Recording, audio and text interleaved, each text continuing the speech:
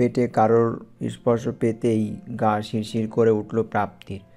চোখে ঘুমে সাগরে সে ভর করায় চোখ খুলতে পারছে না। রাত যে বেশ হয়েছে এটা বুঝতে বাকি নেই। এত রাতে তার ঘরের কারোর আসা সম্ভব নয়, কিন্তু স্পষ্ট বুঝতে পারছে কেউ তার ঘাড়ের ওপর নিঃশ্বাস ফেলছে। চোখ খুলতে চাচ্ছে কিন্তু পারছে না। চিৎকার করছে কিন্তু গলা দিয়ে আওয়াজ বের হচ্ছে না। ব্যক্তিটির হাত তখন প্রাপ্তি সারা শরীরে স্পর্শ করছে। একটা সময়ের পর তাকে আষ্টেপৃষ্টে জড়িয়ে ধরেছে। প্রাপ্তির আপ্রাণ চেষ্টা করছে নড়তে, কিন্তু এই বাঁধন থেকে বের হতে চাইছে কিন্তু পারছে না। অজানা ব্যক্তিটি কে? সকাল 7টা। ঘুম ভাঙলে প্রথমে আশেপাশে নজর ঘোরালো প্রাপ্তি। না, কেউ ঢোকেনি তার ঘরে। দরজাটাও ভেতর দিয়ে বন্ধ।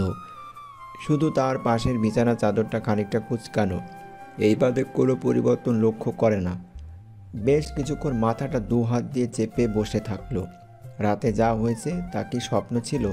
তবে কি সে ঘরে ছিল? মাথাটা বন্ধ লাগছে। শাওয়ার নিলে হয়তো ভালো লাগবে। ওয়াশরুমে আয়নার সামনে দাঁড়াতেই হাত খেয়ে উঠল প্রাপ্তি। খেয়াল করে দেখতে পেল তার গলার খানিকটা নিচে বুকের ঠিক উপরে কিছুটা জায়গা লাল হয়ে আছে। এর মানে কি? ভয়ে হাত পা জমে গেছে। বাস্তব এবং স্বপ্নের ভেতরে নিজেকে যেন আটকে ফেলেছে প্রাপ্তি। কিছুতেই বের করতে পারছে না। এ নিয়েই এই সপ্তাহে 3বার এমন হলো। শাওয়ার নেওয়ার পরও মনকে শান্ত করতে পারছে না কিছুতেই। ঘড়ির দিকে তাকাতেই দেখতে পেল ঘড়ির বড় কাঁটাটা 8টার ওপর বসে আছে। 8টা বেজে গেছে। আবরারের খাবারের সময় হয়ে এসেছে। তার সামনে যেতে না যেতে পারলেও লোকটাকে প্রতিদিন খাবার নিজের হাতে বানিয়ে খাওয়ায় প্রাপ্তি। শিকদার ভিলায় আজ 3 মাস হয়েছে বিয়ে হয়ে এসেছে সে। ছোটবেলায় বাবা মাকে হারিয়ে চাচাদের বাড়িতে মানুষ হয়েছে। 18 বছর হতে না হতেই চাচা চাচির ঘরে যেন বোঝা হয়ে গিয়েছিল। এই সেকেন্দার বাড়ির বড় ছেলে আবরার সেকেন্দারের সাথে তার বিয়ে হয় 3 মাস আগে। আবরার যেন নামেই প্রাপ্তি হাসবেন্ড। এই পর্যন্ত প্রাপ্তি তাকে দেখেনি, কারণ সে বরাবরই অসুস্থ থাকে। প্রাপ্তি যতটুকু শুনেছে, একবার তার অনেক ভয়াবহ একটি অ্যাক্সিডেন্ট হয়। অ্যাক্সিডেন্টের পর থেকে আবরার আর হাঁটতে পারেনি। তার শরীরে বেশ খানিকটা অংশ এবং মুখের বেশ খানিকটা বড় অংশ পুড়ে গেছে। বাসরাতে প্রথম প্রাপ্তির সামনে এসেছিল সে। সেদিন ঝড় বৃষ্টি রাত ছিল, খুব জোরে আকাশ ডাকছিল, বিদ্যুৎ চমকাছিল। এমনিতেই বিদ্যুৎ চমকানো প্রাপ্তির ভয় লাগে। প্রচুর গা ছমছম করছিল তার। তাই হুট করে আবরারকে দেখে ভয় চিৎকার করে উঠছিল। তারপর থেকে প্রাপ্তির সামনে আসেনি আবরার। প্রাপ্তি তাকে ভালোভাবে দেখেওনি। বারবার ক্ষমা চেয়েছে, কিন্তু তার রাগ পড়েনি। যখনই প্রাপ্তি সাথে কথা বলে রুমের লাইট অফ করে, তারপর কথা বলে যাতে প্রাপ্তি তাকে দেখতে না পারে। এত কিছু জানা সত্ত্বেও প্রাপ্তি এই বিয়েতে রাজি হয় না। রাজি হতে বাধ্য হয়। চাচার ব্যবসা ভালো চলছিল না, প্রচুর টাকার প্রয়োজন ছিল। ওপরের প্রাপ্তি যেন তাদের কাছে বোঝা হয়ে গিয়েছিল। তাই এই বাড়ির ছোট ছেলে অয়ন শিকদার মোটা অঙ্কে টাকা দিয়ে প্রাপ্তিকে নিজের ভাইয়ের দেখভালের জন্য কিনে নিয়েছে। ভদ্রভাষায় তার ভাইয়ের সাথে বিয়ে করতে বাধ্য করেছে। তাই বাড়িতে শুধু এই 2 ভাই আর অনেক কাজের মানুষ রয়েছে। প্রাপ্তি যতটুকু শুনেছে, আবরারের মা বাবা খুব ছোটোবেলায় মারা যান। আরেকটি ভাইও কাছে, কিন্তু সে এখানে থাকে না। এই পরিবারের সব কিছু প্রাপ্তির অদ্ভুত লাগে। মনে হয় হাজারো রহস্য ঘিরে রয়েছে। তাই এই বাড়ির আনাচে কানাচে প্রাপ্তি হাতের ভুনা খিচুড়ি আবরারের খুব প্রিয়। আজ শুক্রবার, তাই প্রাপ্তি ঠিক করলো সে খিচুড়ি রান্না করবে। রান্নাঘরে 3-4 জন কাজের মানুষ আছে। বড়লোক হওয়ায় এটাই উপকার, নিজেদের কিছুই করতে হয় না। কিন্তু প্রাপ্তির এই বিলাসিতা পছন্দ নয়, তাই নিজ হাতে সব করতে পছন্দ করে সে। রান্নার মাঝে মনে হতে লাগলো কেউ যেন ঘাড়ের ওপর গরম নিঃশ্বাস ফেলছে। আচমকা এমনটা হওয়ায় ঘাবড়ে পেছনের দিকে সরে যায় প্রাপ্তি। পিছনে তাকিয়ে যা দেখলো তাতে আরও ভয়ে জমে গেল সে। এতক্ষণ অয়ন খুব নিখুঁতভাবে প্রাপ্তিকে পর্যবেক্ষণ করছিল।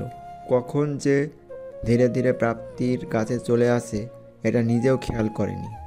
প্রাপ্তির অয়নকে খুব ভয় লাগে। ওর চাহনি যেন বিপদের সংকেত দিতে থাকে। আবরার নিজের দিকেও খুব আকর্ষণ করে। প্রাপ্তি কিছুই বুঝে ওঠে না। এই লোকটার ভিতরে কি এমন আছে যা প্রাপ্তিকে নিজের দিকে টানে? তুরির আওয়াজ ঘোর কাটে প্রাপ্তির। 3/4 প্যান্ট আর নীল টি শার্ট গায়ে, পকেটে হাত দিয়ে বাঁকা হাসি দিয়ে দাঁড়িয়ে রয়েছে অয়ন। ধীরে ধীরে প্রাপ্তির দিকে এগোতে থাকলে প্রাপ্তি পৌঁছাতে থাকে ওয়ালের দিকে। রান্নাঘরে ওয়ালের পিঠ ঠেকে গেলে প্রাপ্তি থেমে যায়। ওদিকে অয়ন খুব কাছে চলে আসে। প্রাপ্তির কোমরে হাত দিয়ে হ্যাঁচকা টানে নিজের একেবারে কাছে নিয়ে আসে প্রাপ্তিকে। সে ভয়ে প্রাপ্তির চোখ বন্ধ হয়ে আসছে। মনে একটা ধুকপুকানি লেগে আছে, কিন্তু ভুলের মাত্রা হারিয়ে ফেলেছে। কানের কাছে মুখ লাগিয়ে অয়ন বলতে থাকে, এভাবে পেট দেখিয়ে চললে কি পুরুষের মন জয় করা যায়? কে বলবে তোমার স্বামী মানে আমার ভাই অসুস্থ? তুমি কি ভাবো আমি বুঝি না? সকাল সকাল এত রূপ দেখে কাকে বশ করতে চাইছো? তোমার মতো মেয়েরা যদি ন্যাংটা হয়েও আমার সামনে হেঁটে বেড়ায় তাতে এই অয়ন শিকদার পড়বে না। বলেই একরকম ধাক্কা দিয়ে রান্নাঘর থেকে বেরিয়ে পড়ল অয়ন। অয়নের এই খারাপ ব্যবহারগুলো একেবারে নিতে পারে না প্রাপ্তি। কি এমন পাকা ধানে মই দিয়েছে তার, সব কিছুই শুধু কিভাবে প্রাপ্তিকে নিচু দেখাবে, সেটাই যেন একমাত্র কাজ অয়নের। প্রাপ্তির চোখ থেকে টপ টপ করে পানি পড়ছে। নিজেকে শান্ত করতে চাইছে, কিন্তু হয়ে উঠছে না। আজ হয়তো বাবা মা থাকলে এগুলো তাকে সহ্য করতে হতো না। ওপরের দিকে আবরারের রুমে বসে আছে অয়ন। অক্সিজেন লাগানো অবস্থাতে শুয়ে রয়েছে আবরার। দিন 5 শরীরের অবস্থাটা ভালো নেই তার। ডাক্তার ইহরাম হোক বলে দিয়েছে আবরার বেঁচে থাকার ইচ্ছেটুকু নেই। এ কারণেই তার রিকভারির চান্স খুব কম। আবরারের ডান হাত নিজের হাতে মুঠোতে নিয়ে চোখের পানি ফেলে দিল অয়ন। ভাই তুমি কবে সুস্থ হবে? তুমি কি সত্যি সেরে উঠবে না? আর যাদের জন্য তোমার এই হাল, আমি তাদের নাকানি চোবানি খাইয়েছি। এখন মৃত্যুর অপেক্ষা করছে কেবল তারা। ভাই আমার তুমি বাদে কেউ নেই। আবির খুব প্রেশার দিচ্ছে বোর্ড অফ ডিরেক্টরদের। ওর ধারণা ও চাইলেই কোম্পানির সিইও হয়ে যেতে পারবে। আমি তা কিছুতেই হতে দেব না। যেটা তোমার সেটা তোমারই থাকবে। আর শিকদার পরিবারের সামনের উত্তরাধিকার যাতে দ্রুত আসে, আমি সেই ব্যবস্থাই করছি। অয়ন বাবা, মেয়েটা তো সত্যিটা জানেই না। সেকেন্দার বাড়ির বিশ্বস্ত লোকমান কথাটা বলতে অয়নের চোখ মুখ কুঁচকে যায়। রাগে মাথায় রগ ফুলে উঠেছে, কিন্তু গলায় বলে, ওই 2 টাকার মেয়ের সত্যিটা জানার প্রয়োজনও নেই। ওর কাজ আমাদের উত্তরাধিকার দেওয়ার। যতদিন ভাইয়ের সুস্থতা প্রমাণ না হবে ততদিন মেয়েটার এই বাড়িতেই থাকতে হবে। কিন্তু ও তো একটা বাচ্চা জন্ম দেওয়ার টুল মাত্র। আপাতত অনেক কিছু সামলাতে হবে। ওই টাকার লোভী মেয়েটাকে নিয়ে না ভাবলেও চলবে লোকমান কাকা। দরজার কড়া নাড়ার আওয়াজ অয়ন চুপ করে যায়। বাইরে প্রাপ্তি দাঁড়ানো, হাতে সকালের নাস্তা। শুনছেন, আমি আপনার খাবার এনেছি। আপনার যা যা পছন্দ সব বানিয়েছি, শুনছেন? প্রাপ্তির কথা শুনে লোকমান কাকাকে ইশারা করে অয়ন। দ্রুত লোকমান কাকা দরজাটা খুলে খাবারগুলো নিয়ে দরজা দিয়ে দেয়। প্রাপ্তিকে কোনো কথা বলার সুযোগটুকু দেয় না লোকমান কাকা। দরজার দিকে কিছুক্ষণ চেয়ে থেকে নিজের রুমে চলে যায় প্রাপ্তি। এটা তার নসিব, তার ভাগ্য হয়তো সুখটা থাকে না। রাত 10টা। প্রাপ্তি বিছানা করে শুয়ে পড়েছে। সারাদিন অয়ন কিংবা আবরারের সাথে কথা হয়নি। একা একা রুমে কাটিয়েছে। দরজাটা আটকিয়ে লাইট অফ করে শুয়ে পড়েছে প্রাপ্তি। এ বাড়ির রহস্যগুলো মাথায় যেন একেবারে ঢুকে না। প্রাপ্তির মাঝে মাঝে পালিয়ে যেতে মন চায়, কিন্তু যাওয়ার জায়গাও নেই। এখানে তবু আরামে আছে। চাচার বাড়ি চাচির মার সহ্য করা থেকে ঢের ভালো। ভাবতে ভাবতে ঘুমের জগতে পাড়ি দেয় প্রাপ্তি। মাঝরাতে আবার কারোর উপস্থিতি অনুভব করতে লাগে প্রাপ্তি কেউ তার স্পর্শ করছে, গরম নিঃশ্বাস যেন বুকের ভেতরটা পুড়িয়ে দিচ্ছে। খুব করে চাচ্ছে যাতে চোখটা খুলতে পারে, কিন্তু কিছুতেই তা সম্ভব হচ্ছে না। অচেনা ব্যক্তিটি যখন পায়জামাটা হাত দিয়ে নিয়েছে, অমনি প্রাপ্তি নিজের সর্বোচ্চ শক্তি দিয়ে ব্যক্তিটিকে একটি ধাক্কা দেয়। লোকটি নিজেকে সামলাতে না পেরে মেঝেতে পড়ে যায়। ঝমঝম করে কাঁচ ভাঙা শব্দ শুনতে পেল প্রাপ্তি। এখনও ঘরের মাঝে রয়েছে সে, চোখে অন্ধকার দেখছে। বাস্তবতা আর স্বপ্নের মতো নিজেকে আলাদা করতে পারছে। খুব কষ্ট করে হাত ভরে দিয়ে উঠে বসে প্রাপ্তি। ভয় করছে খুব। তার এ লোকটা কি চাই, কেন তাকে এভাবে মোলেস্ট করছে, তাই সব তার কল্পনা। নিজেকে আর ধরে রাখতে পারল না সে। বিছানাতেই মাথা ঘুরে পড়ে গেল প্রাপ্তি। সকাল 9টা। ডাইনিং টেবিলে অয়ন আর প্রাপ্তির মুখোমুখি বসা। কাল রাতের ঘটনাগুলো বারবার নিজেকে ভাবাতে বাধ্য করছে প্রাপ্তিকে। রাতে কাঁচ ভাঙার শব্দ পেলেও সকালে কোনো কাছের টুকরো তো দূরে থাক, কিছুই অস্তিত্ব পায়নি। তবে কি ধীরে ধীরে পাগল হয়ে যাচ্ছে সে, নাকি আসলেই কেউ তাকে পাগল করার অদম্য চেষ্টা করে যাচ্ছে? অয়ন মিটিমিটি হাসছে আর নাস্তা করছে। প্রাপ্তির গলা দিয়ে যেন খাবার নামছে না। সত্য মিথ্যার আড়ালে গুমড়ে গুমড়ে থাকছে সে। প্রাপ্তির অবস্থা দেখে মনে মনে বলতে লাগলো, আজ যাহাদের জন্য আমার বায়ের এই হাল, তাদের সুদে আসলে ফেরত দিব। তুইও বাদ যাবি না। তোর মতো লোভী মেয়েদের কিভাবে শাস্তি দিতে হয় খুব ভালো করে জানা আছে। প্রাপ্তিকে খাবার নিয়ে নাড়াচাড়া করে দেখে অয়ন টিটকারি সুরে বলল, আগে তো শুনেছি পচা গলা খাবার খাওয়া হতো, এই দামি খাবার বুঝি গলা দিয়ে নামছে না? বলে না কুকুরের পেটে ঘিস হয় না, এখন তো দেখছি ভিখারিদের ক্ষেত্রেও তাই প্রযোজ্য। এবার নিজেকে আর আটকাতে রাখতে পারল না প্রাপ্তি। চোখ জ্বলছে, এখনই যেন অশ্রু ধারাগুলো চোখে মুক্ত হয়ে ঝরে পড়বে। চিৎকার করে বলতে লাগলো, হ্যাঁ ভিখিরি তো, আমি ভিখিরি। সব জেনে শুনে কেন এই ভিখিরিকে নিজে ভাইয়ের জন্য পছন্দ করতে গেলেন? কেন আনলেন এই বাড়িতে? যদি আমাকে আপনার ভালো নাই লাগে তাহলে কেন আমার সামনে আসেন বলেন? আর আমি তো আপনার কেউ না, আমি ভিখিরি না বড়লোক, তাতে কি যায় আসে আপনার? আর একটা কথা মাথায় ঢুকিয়ে নিন, আমি ভিখিরি বলেই একটা পঙ্গু মানুষকে বিয়ে করতে রাজি হয়েছি। পারলে আনুন তো কোনো বড়লোক খুঁজে, দেখি সে আপনার ভাইকে বিয়ে করে কিনা। কথাটা শুনতেই অয়নের মুখের ভাব বদলে গিয়েছে। মুখ শক্ত হয়ে গেছে। তড়িৎ গতিতে এসে প্রাপ্তির গলা টিপে ধরে সে। অয়নের চোখে মুখে পশুত্ব যেন ফুটে উঠেছে। এক পর্যায়ে প্রাপ্তি দম বন্ধ হয়ে আসার জোগাড়। বাড়ির সব কাজের লোকগুলো দৌড়ে এসে অয়নের হাত থেকে প্রাপ্তিকে ছড়ায়। আর কিছু সময় গেলে হয়তো ওখানেই দম আটকে মারা যেত প্রাপ্তি। অয়ন ছাড়ার পর কিছুক্ষণ বড় বড় নিঃশ্বাস নেই প্রাপ্তি। একটা কাজের মেয়ে দ্রুত পানির গ্লাস এগিয়ে দেয় তাকে। পানিটুকু এক নিমিষেই ঢক ঢক করে খেয়ে নেয়। এখন প্রাপ্তির গা কাঁপছে, শ্বাস নিতেই কষ্ট হচ্ছে। অয়নের অগ্নিদৃষ্টি এখনও শান্ত হয়নি। রাগের বশে দেওয়ালে কিছুক্ষণ ঘুষি মেরে বাড়ি থেকে বেরিয়ে যায়। সকাল 7টা। প্রাপ্তি আর সারাদিন কিছুই খায়নি। এ বাড়ির খাবার যেন বেশ লাগছে। পানিটুকু খেয়ে দিন কেটেছে তার। বারংবার অয়নের কথাগুলো মনে করে চোখ থেকে পানি পড়ছে। অয়নের প্রতি ঘৃণাটা যেন আরও বেশি বেড়ে গিয়েছিল। নিজের ব্যাগ থেকে মা বাবার ছবিটা বের করে বিলাপ করে কাঁদতে লাগলো প্রাপ্তি। আমি কি অপদার্থ মা? কেন আমায় ছেড়ে চলে গেলে? কি অপরাধ ছিল আমার? আচ্ছা আমি কি জীবনে সুখ পাবো না? আল্লাহ বোধহয় সুখের বীজটা আমার ভাগ্যে দেয়নি। কষ্ট নিতে নিতে আমি যে আর পারছি না। বলতে বলতে কখন যে ঘুমিয়ে পড়েছে খেয়াল নেই। ঘুম ভাঙাতে দরজায় ধাপ ধাপ করে ধাক্কা দেওয়ার শব্দ। এত জোরে জোরে ধাক্কা দিচ্ছে যেন দরজাটা ভেঙে ফেলবে।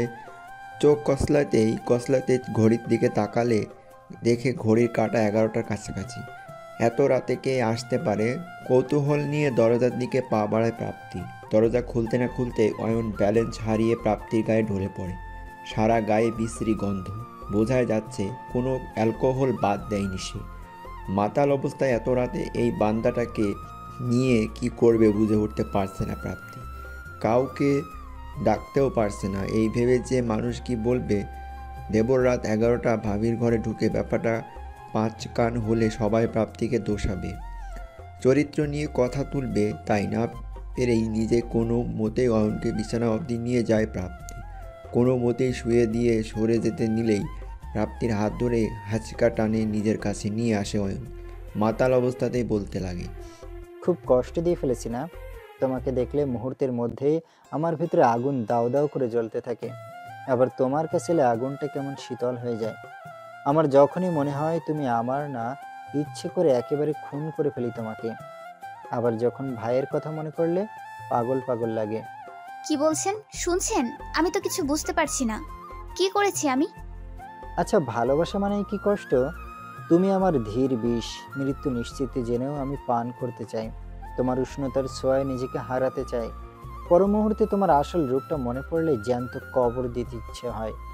তোমার মায়া চেহারার পেছনে কালো নাগিনীটা যে আমার চেনা। অয়নের কথাগুলো মাথার ওপর দিয়ে যাচ্ছে প্রাপ্তির। অয়ন বিড়বিড় করে আরও কিছু বলল যা প্রাপ্তির কানে আসলো না। প্রাপ্তি নিজেকে ছাড়িয়ে অয়নের গায়ে কম্বল দিয়ে দিল। এসির পাওয়ারটা বাড়িয়ে বারান্দার দিকে পা বাড়ালো প্রাপ্তি। মাথায় অয়নের বলা কথাগুলো মাথায় ঝেঁকেছে বসেছে। উফ, এ লোকটা বিয়ের পর থেকে শুধু বিরক্তি করছে। কি সমস্যা এ লোকের? কি বলে না বলে ঠিক নেই। প্রাপ্তির দৃষ্টি তখন বাইরের দিকে। সোডিয়ামের লাইটের রাস্তার ওই পাশে একটা মহিলা তার একটা ছোট বাচ্চা নিয়ে শুয়ে আছে। উদবাস্ত হয়েও মা তার বাচ্চাটাকে আগলিয়ে রয়েছে। প্রাপ্তির মুহূর্তে নিজের ছোটবেলার কথা মনে পড়তে লাগলো। একটা সময় তার মাও তাকে এভাবে আগলিয়ে রাখতেন, কিন্তু এটা তার পোড়া কপাল, কারোর হাতে কিছু নেই। ফজরের আজানের সময় ঘুম ভাঙে প্রাপ্তির। নিজেকে বারান্দায় আবিষ্কার করে সে। ধীরে পায়ে উঠে রুমের দিকে রওনা দেয় সে। বিছানার দিকে নজর যেতেই খেয়াল করলো অয়ন বেঘুরে ঘুমাচ্ছে। কতটা নিষ্পাপ লাগছে ছেলেটাকে, যেন নিজের সাদা মুটে মনে ধূলিকণাটাও জমতে দেয়নি। এই সুন্দর নিষ্পাপ চেহারার পিছনে একটা শান্ত পশু লুকিয়ে থাকে। কখন যে সেটা কাউকে শেষ করে দিবে কেউ বলতে পারে না। ভাবনা চিন্তা বাদ দিয়ে নামাজ পড়তে যায় প্রাপ্তি। সকাল 10টা। মুখের ওপর ছিটা পানি পড়ায় অয়নের ঘুম ভেঙে যায়। চোখ খুলতেই দেখতে পায় এক রমণী, পরনে বেগুনি শাড়ি, খুব নিপুণভাবে নিজের চুল মুছে যাচ্ছে। সকালের স্নিগ্ধতা যেন চুয়ে চুয়ে পড়ছে। রমণীটা আর কেউ নয়, প্রাপ্তি। এক মুহূর্তের জন্য মনে হয়েছিল তার স্বামী স্ত্রী প্রতিদিন সকালটা যদি এভাবে শুরু হতো। অজান্তেই ঠোঁটে একটা মুচকি হাসি দিয়ে চলে এসেছে অয়নের। সুখের মুহূর্তটা দীর্ঘস্থায়ী হতে পারল না। ফোনের শব্দে ঘোর কাটে অয়নের। রিসিভ করতে অপর পাশ থেকে কানে আসে। মুহূর্তেই অয়নের মুখ শক্ত হয়ে ওঠে। ফোনের স্ক্রিনে নিজের আরের ছবি আলোকিত হতেই নিজের ভিতরে আসার কুড়িলকে মেরে ফেলল অয়ন। নিজের মনকে নিজেই বলতে লাগে, ভাইয়ের আজকের পরিণতির জন্য দায়ী। ওর সম্মান নষ্ট করা আমার একমাত্র উদ্দেশ্য। এক তীরে দুই পাখি মারাটাই আমার কাজ। আর যেমন ভাই বাঁচার কোনো আশা খুঁজে পাচ্ছে না, এই কাল নাগিনীর জীবনেও এমন দিন আনাই আমার লক্ষ্য। প্রাপ্তির তুড়ির আওয়াজ ঘোর কাটে অয়নের। শুনছেন? কখন থেকে ডাকছি। উঠে যখন গেছিনি এখন নিজের ঘরে চলে যান। আমি চাই না বাড়িতে আমাদের নিয়ে কোনো বাজে কথা উঠুক। যদি এতই নিজের রেপুটেশন নিয়ে চিন্তা, তাহলে ঘরে ঢুকানো হলোই বা কেন? আর আমাকে রাখা হলোই বা কেন? লোকমান কাকাকে বললেই হতো। সত্যি বলতে কি, শরীরের চাহিদা মেটাতে হবে তো। এসব মেয়ে নিজের স্বার্থের জন্য কত নিচে নামতে পারে না আমার ভালো করে জানা আছে। বলেই গট গট করে রুম থেকে বেরিয়ে গেল অয়ন। নিজের চোখে নিজেকে আরও ছোট মনে হতে লাগলে প্রাপ্তির। সত্যি তো নিজেকে টাকার জন্য বিকিয়ে দিয়েছে সে, নয়তো এত অপমানে পড়েও কেন এই শিকদার বাড়িতে পড়ে রয়েছে। অয়নের বিকট চিৎকার শোনা যাচ্ছে বাহিরে। রুম থেকে বের হতেই দেখে সবাই ছোটাছুটি করছে, ডাক্তার ডাকা হচ্ছে। সবাই ব্যস্ত দেখে কলিজায় কামড় পড়েছে প্রাপ্তির। আবরারের কিছু হয়নি তো? ঠিকই তখন পাশ থেকে শুনে কিছু কাজের লোক বলা বলি করছে, এই নিয়ে 4বার এরাম যাই অবস্থা হয়েছে। বলতে গেলে তো লোকটা মরাই। ছোট ভাইজান খালি খালি এত চেষ্টা করে। কথাগুলো কানে আসতেই প্রাপ্তি দৌড়ে কাছে যেয়ে জিজ্ঞাসা করে, ওনার কি হয়েছে? ওনার শরীর ভালো নেই? কি হয়েছে? এই মাত্রই তো বলছিলেন। আবরার এরকম 4বার হলো, কি হয়েছে? আচমকা প্রাপ্তি প্রশ্নে ভেবাচাকা খেয়ে যায় কাজের লোকগুলো। আমতা আমতা করে জানি না বলেই ইনিয়ে বিনিয়ে প্রাপ্তির সামনে থেকে সরিয়ে গেল তারা। প্রাপ্তির বুঝতে বাকি রইল না, এদের মুখ দিয়ে কথা বার করানো যাবে না। তাই সিদ্ধান্ত নিল আবরারের ঘরে যেই দেখবে কি হয়েছে। সময় নষ্ট না করে আবরারের ঘরের দিকে পা বাড়ালো প্রাপ্তি। আবরারের ঘরের বাহিরে চিন্তিত মুখে অয়ন হাঁটাহাঁটি করছে। মাথায় বিন্দু বিন্দু ঘাম জমেছে। ফর্সা চেহারাটা টেনশনে মলিন হয়ে আছে। অয়ন প্রাপ্তির সাথে এ যাবৎকালে ভালো করে কথাগুলো বলেনি, তাই প্রাপ্তি খুব ভয় পায় অয়নকে। তাও বড় একটা নিঃশ্বাস ছেড়ে জিজ্ঞেস করে, কি হয়েছে ওনার? ভেতরে এত ডাক্তার কেন? সরুন, আমি ভেতরে যাব। প্রাপ্তি অনেকটা জিদের বসেই ভেতরে যাবার জন্য পা বাড়ায়। অমনি হ্যাঁচকা টানে পিছনে নিজের সামনে এনে দাঁড় করায় অয়ন তাকে। ডান হাতটা মুড়িয়ে পেছনে আটকে রাখে। ছাড়ানোর চেষ্টা করেও অপারণ প্রাপ্তি। প্রচণ্ড জোরে চেপে ধরায় হাতে আঙ্গুলের ছাপটুকু পড়ে যায়। অয়নের চোখ থেকে যেন আগুন বের হচ্ছে। দাঁতে দাঁত চেপে বলতে লাগে, ভাইয়ের এই অবস্থার জন্য দায়ী তুমি। এখন এসেছো ভালো শাস্তি না? এত আদিক্ষেতা পাও কোথায়? মানে? আমি কি করেছি? ন্যাকামি করবি না। এখানে আসতে বলেছি তোকে। কেন এসেছিস? লোকমান কাকা, লোকমান কাকা। অয়নের পাগলামি যেন বেড়েই চলেছে। প্রাপ্তি হাত ছেড়ে লোকমান কাকাকে ডাকতে থাকে। প্রাপ্তির উপর চেঁচিয়ে ওঠে। কথাগুলো এক নিঃশ্বাসে বলে। 1 মিনিট দেরি না করেই ভেতরে ঢুকে পড়ল প্রাপ্তি। ভিতরে এত বড় শখ তার জন্য অপেক্ষা করবে এটা তার জানা ছিল না। ডাক্তাররা আবরারকে সিপিআর আর দেওয়ার চেষ্টা করা যাচ্ছে। আবরার অচেতন অবস্থাতে পড়ে রয়েছে বিছানায়। প্রাপ্তির অতর্কিতভাবে ঢুকে যাওয়ায় কিছুতেই আটকাতে না পারায় অয়নও তার পিছু পিছু রুমে ঢুকে। এই দৃশ্যটি প্রাপ্তি ঠিক কিভাবে নিমে বুঝে উঠতে পারছে না অয়ন। প্রাপ্তি ফ্যালফ্যাল করে বেশ কিছুক্ষণ আবরারের দিকে তাকিয়েছিল। একটা সময় পর ধীরে পায়ে এগিয়ে গেল তার কাছে।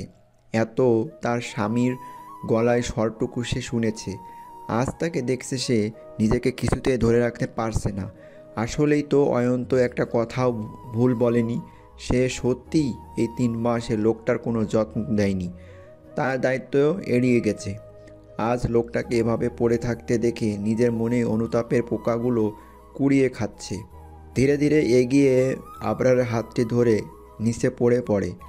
অস্ত্রধারা যেন থামাতেই চাইছে না, শুধু মনে একটাই বাক্য চলছিল, আবরারকে ভালো করে দাও আল্লাহ, আমি স্ত্রীর সকল দায়িত্ব পালন করব ইনশাআল্লাহ।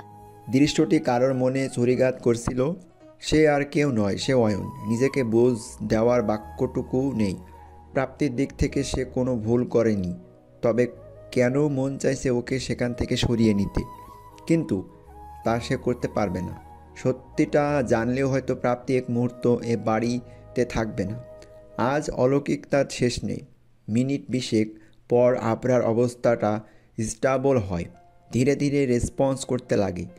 অয়ন যেন নিজের চোখকে বিশ্বাস করতে পারছে না। প্রায় 1.5 ঘন্টা কষ্ট পেরিয়ে এখন আর আবরার স্টেবল, শুধু তাই নয়, সে চোখ খুলেছে। তবে কি সে এখনও প্রাপ্তিকে ভালোবাসে? সে কি প্রাপ্তির অস্তিত্বের আভাস পেয়েছিল? বিকেল 4টায় স্টাডি রুমে বসে আছে অয়ন। সকালের ঘটনা এখনও মাথায় ঘুরছে। আবরার 6 মাস পর আজ চোখ খুলেছে। এই দিনটার জন্য অপেক্ষা প্রহর গুনতে হতো, অথচ আজ যেন কিছুতেই মনকে শান্ত করতে পারছে না। আবরারের অবস্থা ইমপ্রুভ করছে। ডাক্তার বলেছে খুব দ্রুত আবরার ঠিক হয়ে যাবে। খবরটা যতটা খুশি ততটা ভয়ের কারণ। নিজের মাঝে যে গোপন রহস্য লুকিয়ে রেখেছিল তা সবার সামনে চলে আসবে। অবশ্য তাতে কারোর কোনো ক্ষতি হবে না। এসব ভাবতে ভাবতেই অতীতে পাতাগুলো সামনে ভেসে উঠল অয়নের। আজ থেকে 6 মাস আগে একটা অ্যাক্সিডেন্ট, কোমর চলে যায় আবরার।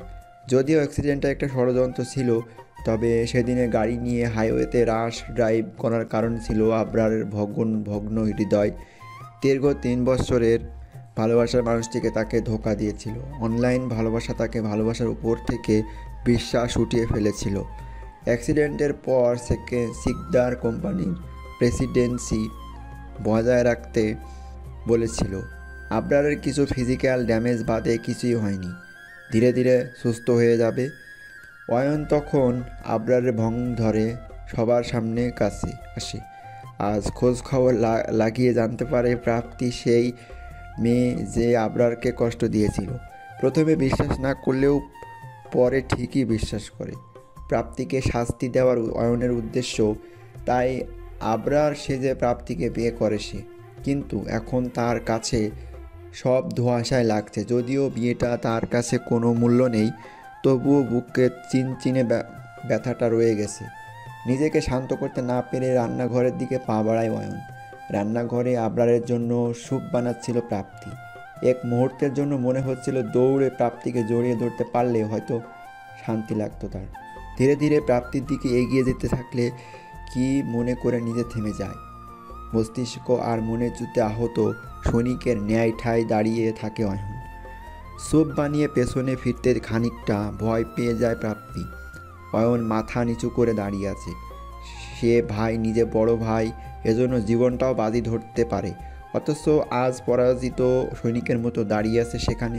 আবরারের অবস্থা ভালোর দিকে। কিছু লাগবে?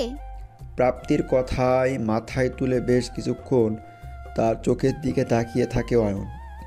আজ অয়নের চোখে কোনো ক্ষোভ দেখতে পাচ্ছে না প্রাপ্তি। বরং কিছু চাপা কষ্ট বুকের মাঝে আগলে রাখার প্রমাণ দিচ্ছে এই চোখ জোড়া। প্রাপ্তি অয়নের কাছ থেকে কোনো উত্তর না পেয়ে আবার জিজ্ঞেস করে, কি হয়েছে আপনার? কিছু লাগবে? প্রাপ্তির প্রশ্নে উত্তর না দিয়ে আচমকা তাকে জড়িয়ে ধরে অয়ন, যেন ছেড়ে দিলে হারিয়ে যাবে। অয়নের পাগলামি আগেও দেখেছে প্রাপ্তি। এই বারান্দার কাজে যে কোনো ঠিকানা নেই খুব ভালো করে জানা তার। তাই শান্তভাবেই নিজেকে ছাড়ানোর চেষ্টা করতে লাগলো সে। অয়ন বেশ কিছুক্ষণ জড়িয়ে ধরে একটা কথাই বলল, নিজেকে পরাজিত লাগছে। মন আর মস্তিষ্কের যুদ্ধে আমি আজ পরাজিত। বলেই প্রাপ্তিকে ছেড়ে দিয়ে বাড়ি থেকে বেরিয়ে গেল। প্রাপ্তি কিছুক্ষণ বোকার মতো অয়নে যাবার দিকে তাকিয়েছিল। এই লোক কখন কি করছে, কেন করে তার কোনো ঠিক নেই ভেবে মাথাটার 12টা বাজবে। এছাড়া লাভ কিছুই হবে না। প্রাপ্তি স্যুপ নিয়ে আবরারের রুমে প্রবেশ করলো। আবরারকে এখন নল দিয়ে খাবার দেওয়া হবে। মুখ দিয়ে খেতে সময় লাগবে। এখনও সে কোনো কথা বলেনি, শুধু তাকিয়েছিল। তবে রেসপন্স করছে। ঘুমের ওষুধ নিয়ে ঘুম পাড়িয়ে রেখেছে তাকে। কি এমন হলো যে এতটা খারাপের দিকে চলে গেল বুঝতে পারছে না। প্রাপ্তি আবরারের মুখের দিকে বেশ কিছুক্ষণ তাকিয়ে রইল সে। খুব শান্ত লাগছে তাকে। মুখে বা পাশটা পুড়ে গেছে অ্যাক্সিডেন্ট। যতদূর শুনেছিল আবরার 60% শরীর পুড়ে গিয়েছিল। এ যাবৎ 4 বার সার্জারি হয়েছে। এটা প্রাপ্তিকে জানানো যে হয়েছিল তা কিন্তু নয়। এ বাড়ির কাজের লোকদের কানা গুছাতে সে জানতে পারে। এজন্য হয়তো বাসরাতের দিন এত ভয় পেয়েছিল। আবরারের অবস্থা ভালো হলেও ইউএসএ এর ক্যালিফোর্নিয়াতে পাঠিয়ে দিবে অয়ন তাকে। প্রাপ্তির এসব কিছু জানা নেই। জানার সুযোগ সে কখনোই পায়নি আর চেষ্টাও করেনি। আজ নিজেকে বড্ড অপরাধী লাগছে। এই লোকটা দেখলো ভালো, তার দায়িত্ব ছিল, অথচ সে কিছুই করেনি। এসব ভাবতে ভাবতে আবরারের পাশে ঠাই বসে থাকে সে। রাত 8টা, স্থান জার্মান ক্লাব গুলশান। একের পর এক হুইস্কির বোতল শেষ করে যাচ্ছে অয়ন। মনকে শান্ত করাটা দুষ্কর হয়ে পড়েছে। এমনটা হোক, এটা তো এতদিন দোয়া করতো। তবে আজ কি হলো? নিজের আবেগগুলো কেন আজ বেসামাল হয়ে পড়েছে? তবে কি ভেতর থাকা বরফ কঠিন হৃদয় উষ্ণতার আভা পেয়েছে? তার কাঠিন্য হৃদয় কি তবে অনুভূতির বীজ রোপিত হয়েছে? লিভারটা তো খেয়ে ফেলবি রে এভাবে মদ খেলে। আর কত খাবি? পাশে বসতে বসতে স্বামী বলে ওঠে। স্বামী অয়নের খুব বিশ্বস্ত বন্ধুদের একজন। অয়নের এ টু জি সব খবর স্বামীর জানা। আজ অয়ন মুখে কিছু না বললেও স্বামী খুব ভালো করে জানে অয়নের মন যে খারাপ এবং সে নিজের সাথে নিজেই যুদ্ধ করে চলেছে। মদের গ্লাসে চুমুক দিতে দিতে বলে ওঠে, ভাই এখনো ওই মেয়েকে ভালোবাসে। ও তো তো মানে ওই মেয়েটা তো আমার। তোর কি বউ? ওটা তো শুধু কাগজের। আর মেয়েটাও জানে সে আবরার ভাইয়ের বউ। আর তুই তো ওকে অন্য একটা কারণে বিয়ে করেছিলি। নাকি এখন তোর লক্ষ্য বদলে দিয়েছিস? নাকি তুই এখনো মেয়েটাকে ভালোবাসিস? কি যাতা বলছিস? আমি কিছুই বলছি না। তোর মনের খবর তো তুই জানবি। আমি তো যা দেখতে পাচ্ছি তাই বলছি। তোর আজ খুশি হবার কথা, অথচ তুই আজ মদ খেয়ে নিজের কষ্টটাকে লুকাচ্ছিস। কেন কষ্ট হচ্ছে? এই জন্য না যে ভাই যদি জানে তার ভালোবাসাকে তুই বিয়ে করেছিলি তখন তোকে ভুল বুঝবে। এই জন্য যে তুই যাকে বিয়ে করেছিস সে তোর ভাইয়ের ভালোবাসা। তোর ফালতু কথা শোনার বিন্দুমাত্র ইচ্ছে আমার নেই। তাই হ্যাঁ, আমি ওই মেয়েটাকে বিয়ে করেছি। ওর প্রাপ্য শাস্তি তাকে দিতে পারি। তাহলে দে। মানা কে করেছে? ভাই এখনো অসুস্থ। তার জন্য কোথাও না কোথাও মেয়েটা কিন্তু দায়ী। আর আমাদের হাতে সময় কিন্তু বললেই চলে। দুর্বলতা খুব খারাপ জিনিস। কারোর প্রতি দুর্বল হয়ে গেলে সে লক্ষ্য থেকে নিজেকে সরিয়ে ফেলে। বাকিটা তোর উপর।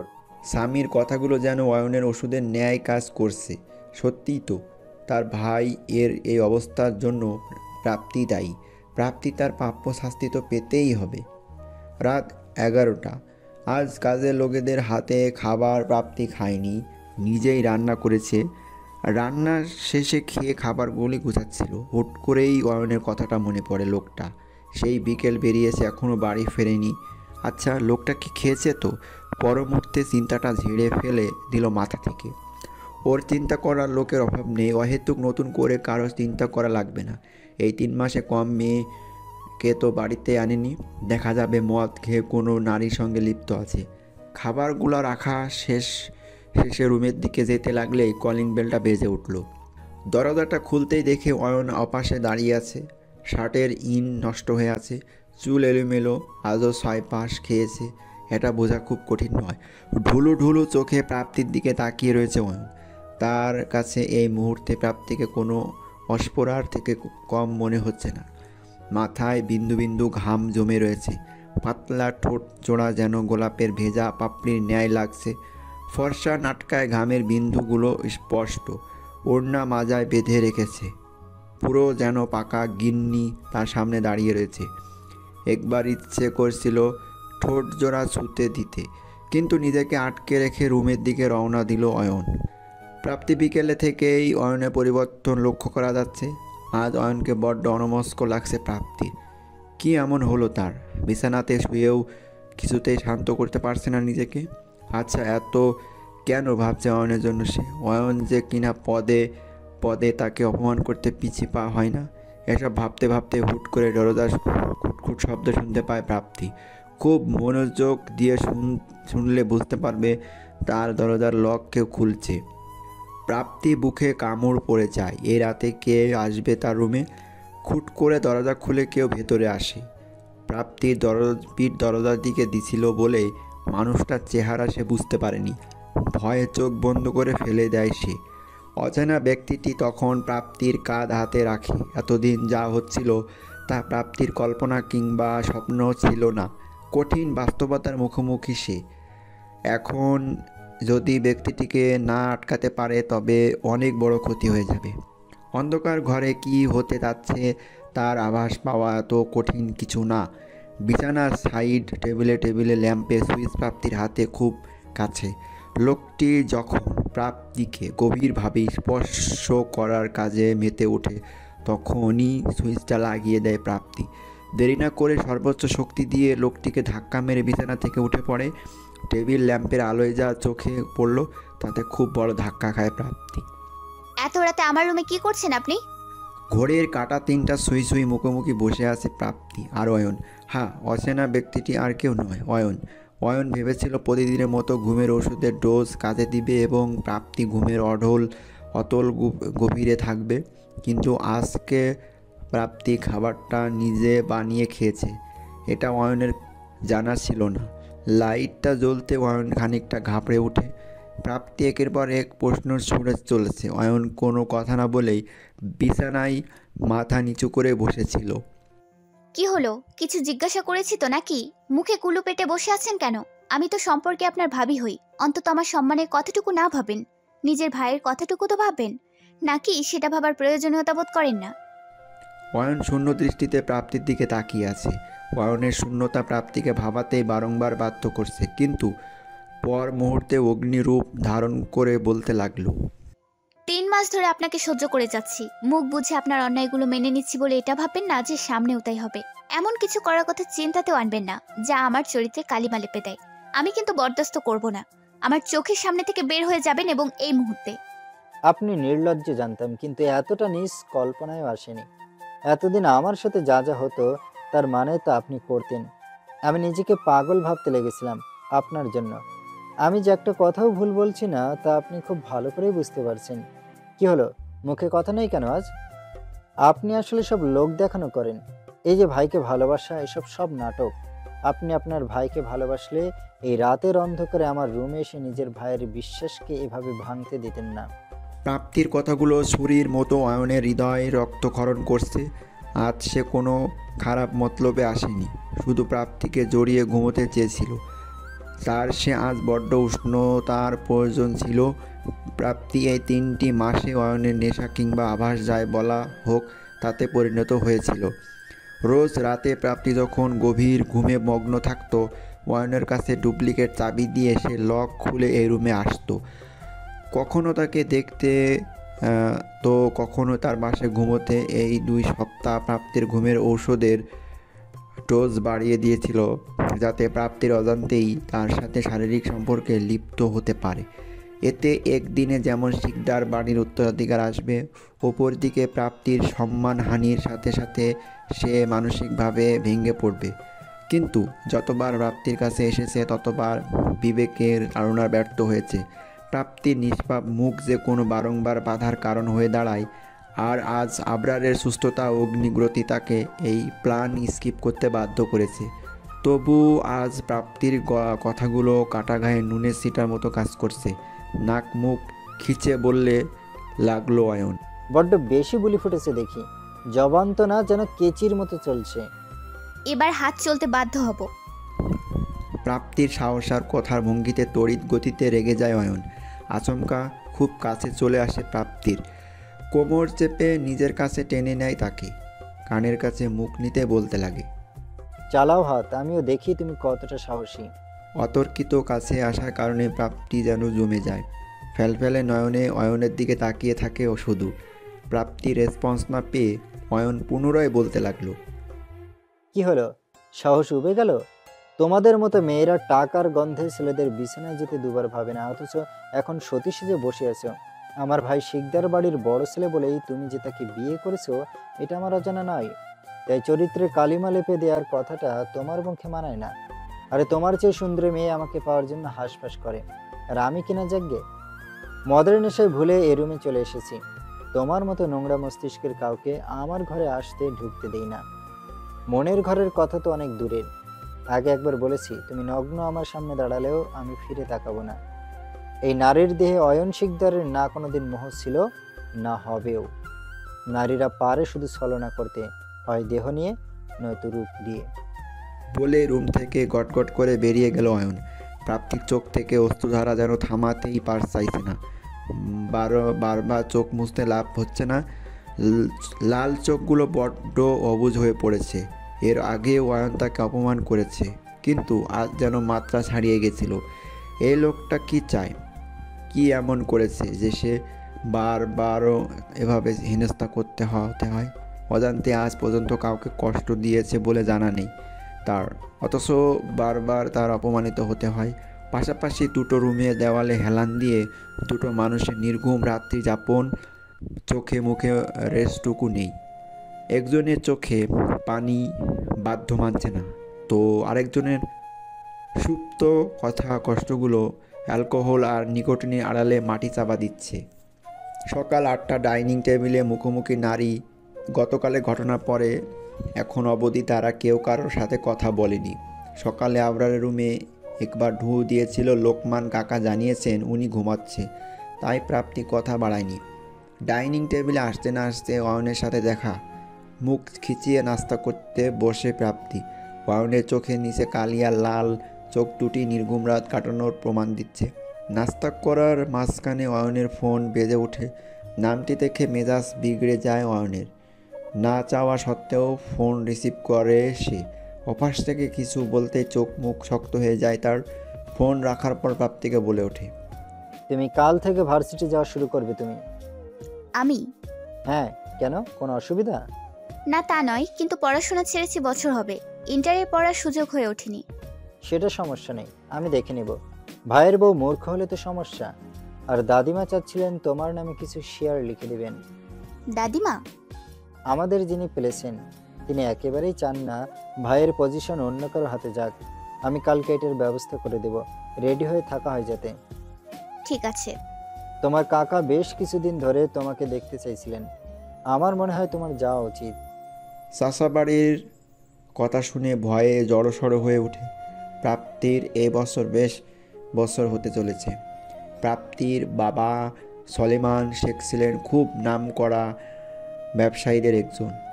শেখ মার্কেটাইল অ্যান্ড কো এর তখন রমরমা অবস্থা। একদিন স্ত্রী মেয়েকে নিয়ে চট্টগ্রাম যাচ্ছিলেন। হাইওয়েতে আচমকা একটা ট্রাক সামনে চলে আসে।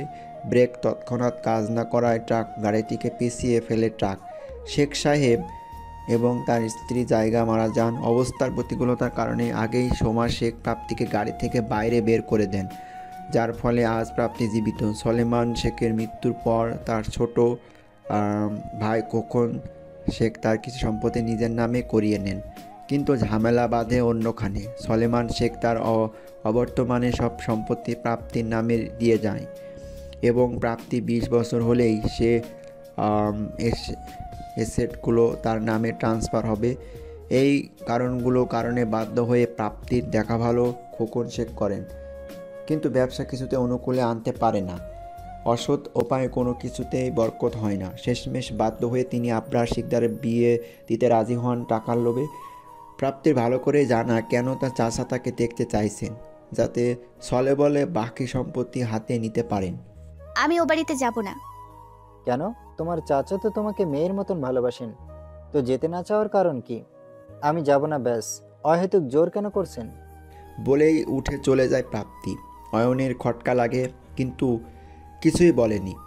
অয়ন নাস্তা করে আবরারের রুমে যায়। আবরার তখন চোখ মেলে শুয়ে আছে। অয়ন আবরারের পাশে চেয়ারটা টেনে সেখানে বসে। আবরারের ক্যানোলা লাগানো হাতটা আলতো করে নিজের হাতে নিয়ে বলে, ভাই, তুই এই মেয়েটাকে খুব ভালোবাসিস তাই না? তাই তো আমার এত ডাকেও তুই সাড়া দিসনি, অথচ ওর কাছে আসতেই তুই রেসপন্স করতে লাগলি। ভাই, আমাকে ক্ষমা করে দিস, একটা ভুল করে ফেলেছি আমি, তবে ভুলটা আদৌ ভুল কিনা সেটা জানি না। তুই তাড়াতাড়ি সুস্থ হ, অনেক হিসাব মিলার বাকি। এ সময় অয়নের ফোনে কল আসে। মোবাইলের স্ক্রিনের দিকে তাকালে দেখতে পায় অয়নের অ্যাসিস্ট্যান্ট রিয়াদ ফোন করেছে। ফোনটা রিসিভ করতেই বলে ওঠে, স্যার, একটা নিউজ ছিল। বলো, কি নিউজ? স্যার, আবি স্যার বোর্ড অফ ডিরেক্টরদের হাত করতে শুরু করেছেন। তাড়াতাড়ি কিছু না করলে সমস্যা হবে। আর ছোটো ম্যাডামের ব্যাপারে কিছু বলার ছিল। ছোটো ম্যাডামের আইডিটা আবার অ্যাক্টিভ করা হয়েছে এবং আগের মতোই ছেলেদের সাথে ফ্ল্যাট করা হচ্ছে। তুমি কিভাবে জানলে? স্যার, বিগত এক সপ্তাহে আমার সাথে প্রায় 5-6 ঘন্টা চ্যাট হয়েছে। আচ্ছা, আমি রাখছি। রিয়াদের ফোন রাখার পর থেকে রিয়া বিষয়টা অয়নকে প্রচণ্ড ভাবাতে থাকে। এই এক সপ্তাহ প্রাপ্তির ওপর তার কড়া নজর ছিল। এমনকি প্রাপ্তির নিজস্ব কোনো হ্যান্ডসেট বা ল্যাপটপও নেই, তাহলে আইডিও অন হওয়ার প্রশ্নই ওঠে না। কিছু একটা ভেবে আবার ফোনটা হাতে নেয় অয়ন। ফেসবুকে সার্চ করে প্রাপ্তি শেখ আইডিটি পেয়েও যায়। রিয়াদ মিথ্যা বলেনি, আইডির সব কিছু লক করা, সুতরাং ফ্রেন্ড রিকোয়েস্ট অ্যাকসেপ্ট না করলে কিছুই বোঝা যাবে না। কিছু একটা ভেবে ফ্রেন্ড রিকোয়েস্ট পাঠালো অয়ন। এখন শুধু সময়ের অপেক্ষা। হাতে নাতে প্রমাণ পেলে জ্যান্ত কবর দিতেও পিছপা হতে হবে না অয়ন। কিন্তু কেন জানে মন বলছে প্রাপ্তি হয়তো নির্দোষ। আচ্ছা, এমন কি হতে পারে না যে প্রাপ্তির আইডি অন্য কেউ চালায়? হতে পারে, কিন্তু সেটা হয়ে থাকলে কি সে প্রাপ্তির আইডি দিয়ে ছেলেদের প্রেমের জালে সরিয়ে হৃদয় ভাঙানোর মতো অপরাধ করে? আর এতদিন প্রাপ্তিকে বিনা অপরাধে শাস্তি কি তবে অয়ন দিচ্ছিল? না, আর ভাবতে পারছি না, ভাবতে কষ্ট হচ্ছে। সন্ধ্যা 7টা। প্রাপ্তির ভর্তির সকল কাজ করে মাত্র পা বাড়া দিয়ে দিল অয়ন। আর আজ একই সাথে অনেকে কাজ হয়েছে। একটু চা খেতে পারলে মন্দ হতো না। লোকমান কাকাকে খবর দিতে যাচ্ছিল, অমনি দৌড়াতে দৌড়াতে লোকমান কাকা স্টাডিতেও প্রবেশ করলো। কি হয়েছে? তুমি হাঁপাচ্ছ কেন? বড় বাবা, বড় বাবা। কি হয়েছে ভাইয়ের? লোকমান কাকার মুখে আবরারের কথা শুনে প্রচণ্ড ভয় পেয়ে যায় অয়ন। লোকমান কাকা খানিকক্ষণ দম নিয়ে বলতে লাগে, বড় বাবা কথা বলেছি। কি সত্যি? হ্যাঁ অয়ন বাবা, আমি নিজের কানে শুনেছি।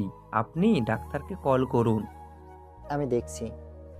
বলেই আবরারের ঘরে ছুট লাগায় অয়ন। অয়নের যেন বিশ্বাসই হচ্ছে না, সত্যি আবরার কথা বলছে। আবরারের ঘরে প্রবেশ করতেই অয়ন খেয়াল করলো আবরার পিছনে শুয়ে হাত ইশারা করছে। ধীর পায়ে কাছে যেতেই মৃদু স্বরে বলে ওঠে, অয়ন। আজ 6 মাস পর আবরারের মুখে নিজের নাম শুনে অয়ন নিজেকে আর ধরে রাখতে পারেনি। এই একটাই তো ভাই তার, সে একই সাথে তার বাবা মা, এবং নিজেকে সামলিয়ে আবরারের পাশে বসলো সে। আবরার শুধু মুচকি হেসে অয়নের দিকে তাকিয়ে রয়েছে।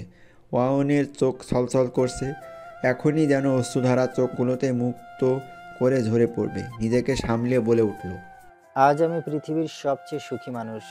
আমার থেকে সুখী বোধহয় কেউ নেই। এখন ফাইনালি আমি রিলিফ পাবো ভাই।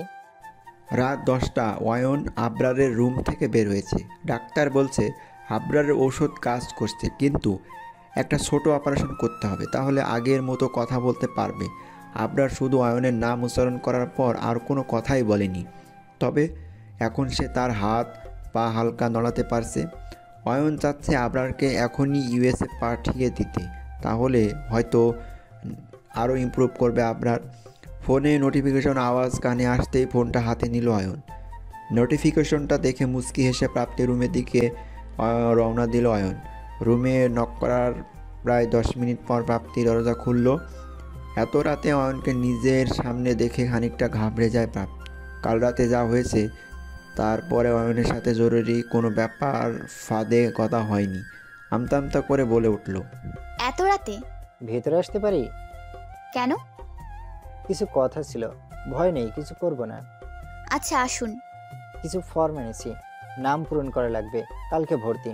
আর একটা কথা, তুমি নাকি আঁকাও কি ভালো করো, তাই ফাইন আর্টসের ফর্ম তুলেছি। তোমার ভালো না লাগলে অন্য কিছু চুজ করতে পারো।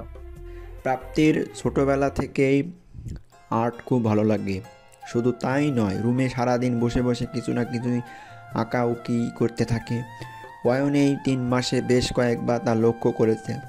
প্রাপ্তি অবাক নয়নে তাকিয়ে আছে অয়নের দিকে। এই লোকের তার পছন্দ অপছন্দ জানার কথা না, তাহলে কিভাবে জেনেছে?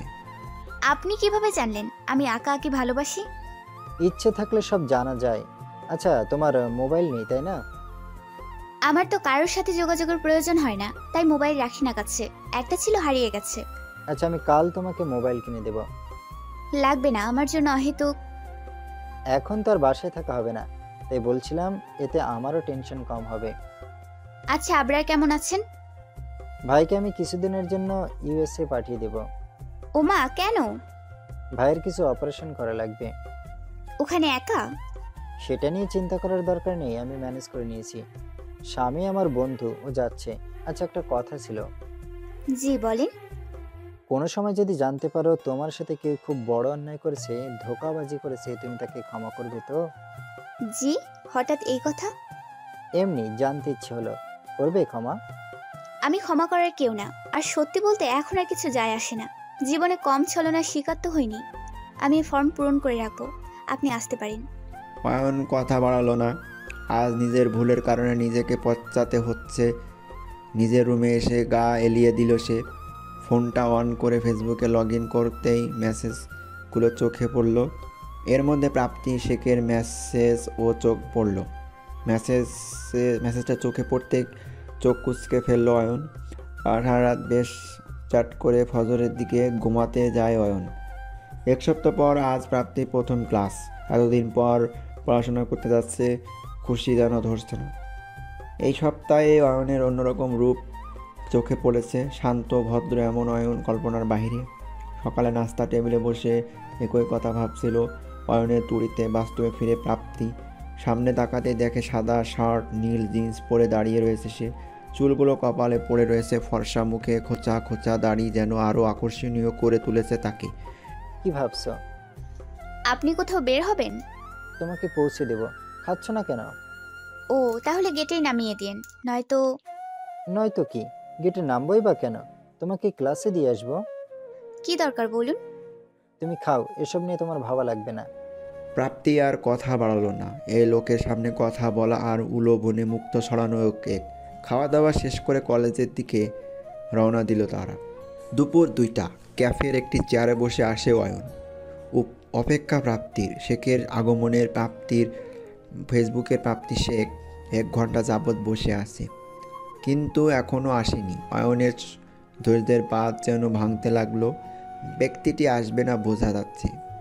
এখন আইপি অ্যাড্রেস ট্র্যাক করা ছাড়া উপায় নেই। অয়নের বুঝতে বাকি নেই যে আবরারের সাথে ধাপ্পাবাজি করা মানুষটি আর যে হোক প্রাপ্তি নয়। প্রাপ্তির ঘরে সিসিটিভি ক্যামেরা লাগিয়ে 24 ঘন্টা অবসারোপ করেছে অয়ন। যখন প্রাপ্তি শেখ আইডিটির সাথে চ্যাট করত, তখন প্রাপ্তি ঘরে হয় ঘুমাতো নয় কোনো কাজ করত। অয়নের সব বিষয়ে খোঁজ নিতে ভুলে হয়েছে। তা না হলে হয়তো আজ প্রাপ্তির চোখে নিজের জন্য ঘৃণাও দেখতে পেতে হতো না। চেয়ার থেকে উঠতেই যাবে তখন একজন রমণী তার সামনে এসে দাঁড়ালো। রমণীটিকে দেখেই যেন মাটি থেকে জমি খসে গেছে। রমণীটি আর কেউ নয়, আবরারের ছোটবেলার বান্ধবী রাইসা। কালো শাড়ি পরিহিতা রাইসাকে দেখে মুহূর্তের জন্য খুব উত্তেজিত হয়ে পড়ে। প্রথমে ভেবেছিল রাইসাই সে নাকি সে প্রাপ্তি, সে যে সবার সাথে ছলনা করে যাচ্ছে। পরে নিজেকে শান্ত করে বোঝালো এটা অসম্ভব। যতদূর জানে রাইসার বিয়ে হয়ে গেছে, বিয়ের পর কানাডা চলে গিয়েছিল।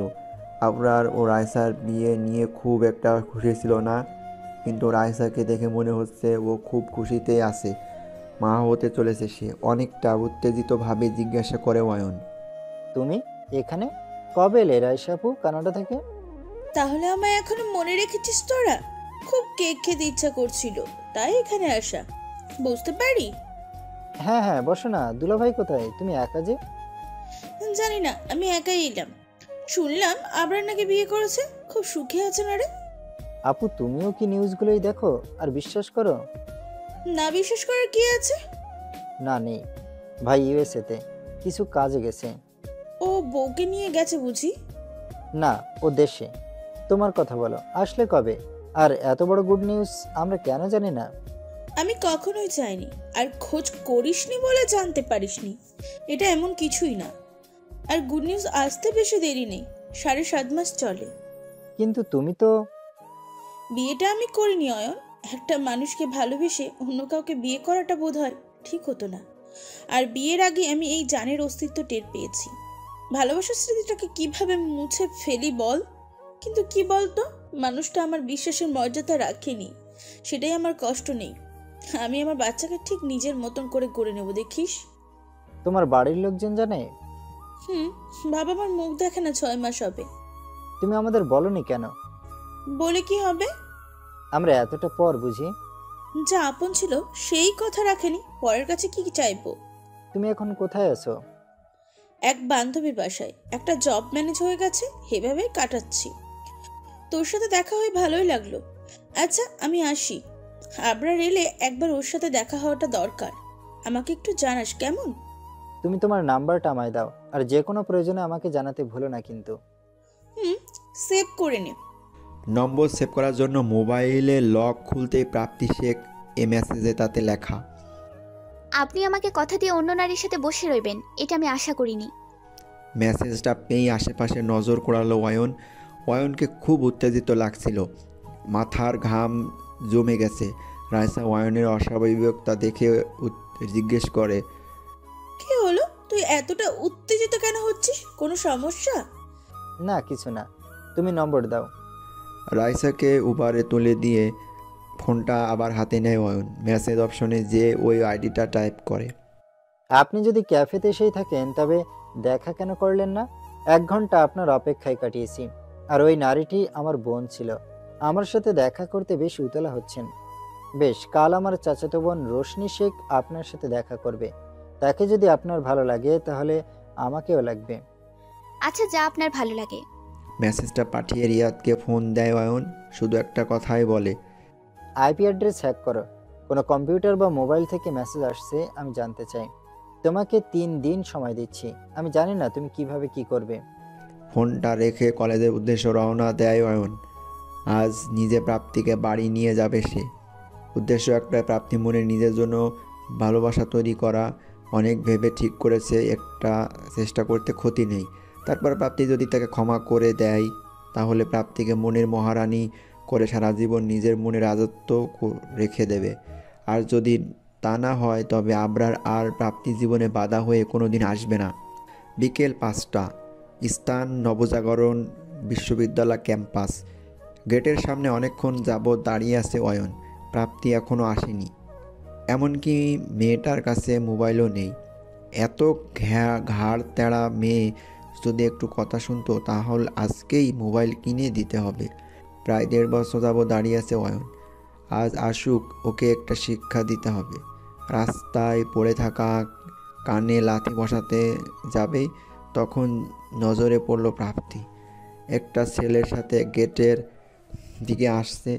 তারা যথেষ্ট হাসাহাসি করছিল, আর যা কারোর কাছে কটু না হলে অয়নের মুহূর্তের মধ্যে মেজাজ বিগড়ে দিতে যথেষ্ট। প্রাপ্তি সামনে আসছিল, খেয়াল করেই গেল গেটের দিকে। ঠিক অপোজিটে গাড়ি হেলান দিয়ে অয়ন দাঁড়িয়ে আছে। অয়নকে দেখে মোটামুটি ভয়ে জমে গেছে প্রাপ্তি। এমনি পান থেকে চুন খসলেই এই বান্দা 14 গোষ্ঠীর যষ্টি করে দেয়। আর এখন তো একটা ছেলের সাথে সে ঘুরছে, না জানি তার ভাগ্য কি আছে। অয়নের সামনে গিয়ে আমতা করে কিছু বলতে গেলে অয়ন থামিয়ে দেয়। গাড়ি দরজা খুলে নিজে বসা প্রাপ্তিকে তারপর রেস্টুরেন্টে খাওয়াতে নিয়ে যায়। প্রাপ্তির কাছে এ যেন অন্য অয়ন। এত দামি রেস্টুরেন্টে এই প্রথম গিয়েছে প্রাপ্তি। প্রাপ্তির প্রথমে অস্বস্তি লাগলেও অয়ন পাশে থাকায় তার অস্বস্তিকর পরিস্থিতি স্বস্তিকর হয়ে ওঠে। খাওয়া দাওয়ার শেষে নদীর পাড়ে ঘুরতে নিয়ে যায় অয়ন তাকে। আজ 3 মাস পর বাইরে এসে প্রাপ্তির নদীর তীরে ঠান্ডা হাওয়া ভিতর থাকা মানুষটাকে নাড়িয়ে দিতে যথেষ্ট। আজ প্রাপ্তির খুব হালকা লাগছে, পাশে থাকা মানুষটাকেও আজ যেন খুব ভালো লাগছে। বেশ কিছুক্ষণ নদীর দিকে তাকিয়ে থেকে পাশে তাকাতে প্রাপ্তির শরীর জমে গেল। অয়ন তখন এক হাঁটু করে মাটিতে বসে আছে। হাতে বেশ কিছু গোলাপ ফুল, রক্তাক্ত লাল রং যেন ফুলগুলোকে আরও মোহনীয় করে তুলেছে। অবাক নয়নে তাকিয়ে থাকলে অয়ন বলতে লাগলো, আজ যে কথাগুলো বলবো তা তোমার কাছে পাগলের প্রলাপ লাগতে পারে। তুমি সবসময় জিজ্ঞেস করতে না আমার সমস্যাটা কি, কেন তোমার সাথে খারাপ ব্যবহার করি। আজ সব প্রশ্নের উত্তর আমি নেব। তখন না বুঝলেও আজ বুঝি আমি ওইগুলো কেন করতাম। কারণ আমি তোমাকে ভালোবাসি। তুমি আমার জন্য উত্তপ্ত গরমের ঠান্ডা শীতল পরশ। তুমি আমার পাথর হৃদয়ের উষ্ণতা, আমার খালি জীবনের পূর্ণতা তুমি। আমি তোমার সাথে কোনো সময় ভালো ব্যবহার করতাম না, এই ভয়ে যদি ভালোবেসে ফেলি তোমাকে। কিন্তু আজ আমার ভয় আমার জীবনের বাস্তবতা হয়ে দাঁড়িয়েছে প্রাপ্তি। আমি তোমাকে ভালোবাসি, খুব ভালোবাসি। আমাকে কি তোমার জীবনের ছোট্ট অংশ হবার সুযোগ দেবে? আপনি জানেন আপনি কি বলছেন? জানি, সব জেনেই বলছি। একটা সুযোগ কি দেয়া যায় না? আমি বিবাহিত অয়ন, আমি আপনার ভাইয়ের স্ত্রী। আমি জানি, কিন্তু তোমাদের বিয়েটা কি আদৌ বিয়ে? তুমি কি আমার ভাইকে ভালোবাসো? না, হয়তো বাসি না, তবে আমি আমার স্ত্রীর দায়িত্ব পালন করতে বাধ্য। আর আমি সেই মেয়েদের মতো হতে চাই না যারা শুধু টাকার লোভে ওই মানুষটাকে বিয়ে করেছে। উনি কি ভাববে বলুন তো? ভাই কিছুই ভাববে না, আমি সব ঠিক করে দেব। একটা সুযোগ কি আমি পেতে পারি না বলো? না, এটা সম্ভব নয়। আমি ওনার সাথে প্রতারণা করতে পারবো না, ক্ষমা করবেন আমায়। বেশ, তুমি যদি সেটা ঠিক মনে করো এটাই হোক। তবে আমি আমার সর্বোচ্চ চেষ্টা করব ভাই 3 মাস পর দেশে ফিরবে। এর মাঝে যদি আমি তোমার মনে জায়গা করে নিতে পারি, তবে আমাকে বিয়ে করতে হবে তোমায়, এবং আমি তা পারবো। চ্যালেঞ্জ করছেন? এটা আমার ভালোবাসার পরীক্ষা। যদি তোমার মনে নিজের জন্য জায়গা করতে পারি, তবে তোমাকে কোনো দিন নিজের থেকে আলাদা হতে দেব না। আর যদি না পারেন? তোমার আর ভাইয়ের জীবন থেকে চিরকালের মতো সরে যাব, প্রমিস। আমি বাড়ি যাব। আচ্ছা চলো। বাড়ির আসার পথে রাস্তা দুজনে কোনো কথা হয়নি। গাড়ির গ্লাসে মাথা ঠেকিয়ে সারা রাস্তা প্রাপ্তি শুধু অয়নের বলা কথাগুলো ভেবেছে। এত মনের মাঝে যে ক্ষীণ ভয়টা ছিল তা আজ যেন তীব্র হতে লাগলো। সত্যি যদি চ্যালেঞ্জে জিতে যায় অয়ন, তখন কি করবে? যতই যা বলুক না কেন, ভালোবাসা তো কখন কার প্রতি জন্মাবে তা বলা কঠিন। যতই নিজেকে শক্ত রাখার চেষ্টা করা হোক না কেন, মনের ওপর কোনো কিছু জোর চলে না। হুট করে ব্রেক লাগাতে হুঁশ ফিরে প্রাপ্তির। বাইরে তাকালে দেখতে পায় সিকদার ভিলার বাইরে দাঁড়িয়ে আছে গাড়ি। কোনো কথা না বলে সরাসরি বাড়ির ভেতরে চলে যায় সে। অয়ন তার যাওয়ার পানে তাকিয়ে থেকে একটা বড় নিঃশ্বাস ছাড়ে। 2 সপ্তাহ পর সন্ধ্যা 7টায় স্থান হ্যাভিলি রেস্টুরেন্ট, উত্তরা। একটা টেবিলে বসে আছে অয়ন। আজ 2 সপ্তাহ প্রাপ্তি সে কাহিনীটি শুধু ঘুরিয়ে যাচ্ছে। আজ দেখা করবে, কাল দেখা করবে, এই নিয়ে প্রায় 5 থেকে 7 হাজার টাকার গিফট তাকে পাঠানো হয়ে গেছে। আজ অবশেষে সে দেখা করতে রাজি হয়েছে। এখন শুধু সময়ের অপেক্ষা। কোন আইপি অ্যাড্রেস দিয়ে মেসেজগুলো পাঠানো হচ্ছে এটাও ট্র্যাক করা হয়ে গেছে। এখন শুধু ব্যক্তিটি আসায় অপেক্ষা। কফির কাপে চুমুক দিতে দিতে একটা কণ্ঠস্বর শুনতে পেল অয়ন। পাশ ফিরে তাকালে একটি নীল শাড়ি পরিহিতা নারী দাঁড়িয়ে আছে। জি, আপনি? আমি রোশনি শেখ, প্রাপ্তি আমাকে পাঠিয়েছে। এখানে বসা যাবে? জি, বসুন। আমাকে প্রাপ্তি পাঠিয়েছে আপনাকে এটা বলতে সে আর আপনার সাথে দেখা করবে না। কেন? কারণ সে এখন আর আপনার প্রতি ইন্টারেস্টেড না। এটা প্রাপ্তির আজকের ব্যাপার না। ও এমন বড়লোকদের পটিয়ে টাকা, গিফট এগুলো নেয়। আসলে এসব দেখেই বাবা ওকে একজনের সাথে নিয়ে দিয়ে দিয়েছেন। আমি জানি না কে তিনি, তবে শুনেছি অসুস্থ একজন নাকি। যাকগে, আমি আপনাকে এগুলো বলতে এসেছি। এসব নর্দমায় কেন মুখ দেন সত্যি বুঝি না। ভালো মেয়ের কি অভাব? এতক্ষণ চুপ করে বসেছিল অয়ন, কিন্তু প্রাপ্তি নামের বাজে কথা শুনে নিজেকে ঠিক করতে পারল না সে। একে তো নির্দোষ একটা মেয়ে জানি না তার নামে ছেলেদের সাথে ছলনা করে যাচ্ছে, উপর থেকে তার নাম যা নয় তাই বলা যাচ্ছে। নিজেকে নিতান্ত শান্ত করে অয়ন জিজ্ঞাসা করল, প্রাপ্তি যদি বিবাহিতা হয় তবে তার হাজবেন্ড তো খুব সহজেই এসব কথা জেনে যাবে। ওর হাজবেন্ড তো অসুস্থ, জানবে কিভাবে? তোমাকে এখানে আসার কথা কি ওই জানিয়েছে? ওই আমাকে কালকে জানিয়েছে ফোন করে। ফোন নাম্বারটা পেতে পারি? জি। ফোন নাম্বারটা পেতে পারি? বাংলা ভাষায় বলেছি। Phone number? খুব কি কষ্ট হয়ে যাবে ফোন নাম্বার দিতে? মানে আসলে কি বলেন তো, প্রাপ্তির সাথে আপনার বিগত 4 মাসে একবার কথা হয়নি, তাই অহেতুক নাম্বার কোথায় পাবেন?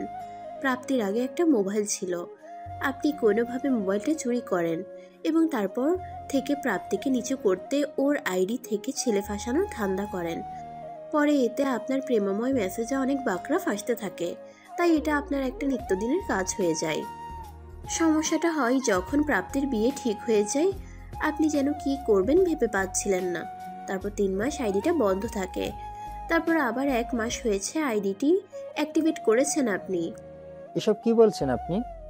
আমি যে ভুল বলছি না তা আপনি খুব ভালো করেই জানেন। এতদিন আমার সাথে প্রাপ্তির আগের নাম্বার দিয়ে আপনি কথা বলতেন, চ্যাট করতেন। এখন যখন দেখছেন আমি নাছর বান্দা, তখন আপনি আমার সামনে এসে হাজির হয়েছেন এবং প্রাপ্তির নামে জানোই তাই বলছেন। আপনি কি আজে বাজে কথা বলছেন? আমি ভদ্র ঘরের মেয়ে। এবার মেসেজ টুংকে উঠে গেল অয়নের, দাঁতে দাঁত চেপে বলতে লাগলো, এখন ভালোই ভালোই স্বীকার করে নেন, নয়তো পুলিশের ডান্ডায় সব ঠান্ডা হয়ে যাবেন। আপনি এত কিছু জানেন কিভাবে? আপনি কে?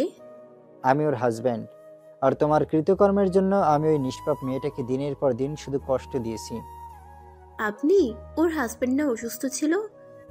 ওইটা তোমাদের ফ্রড। পরিবারকে ধোঁয়াশায় রাখতে আমি অসুস্থতার বাহানা দেই।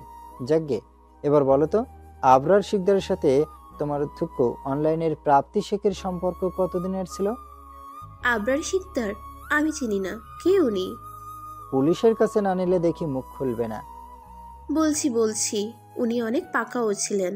11 মাস বা তারও আগে ওনার সাথে আমার 1.5 মাসের মতো রিলেশন ছিল। তারপর আমি ওকে ব্লক করে দেই।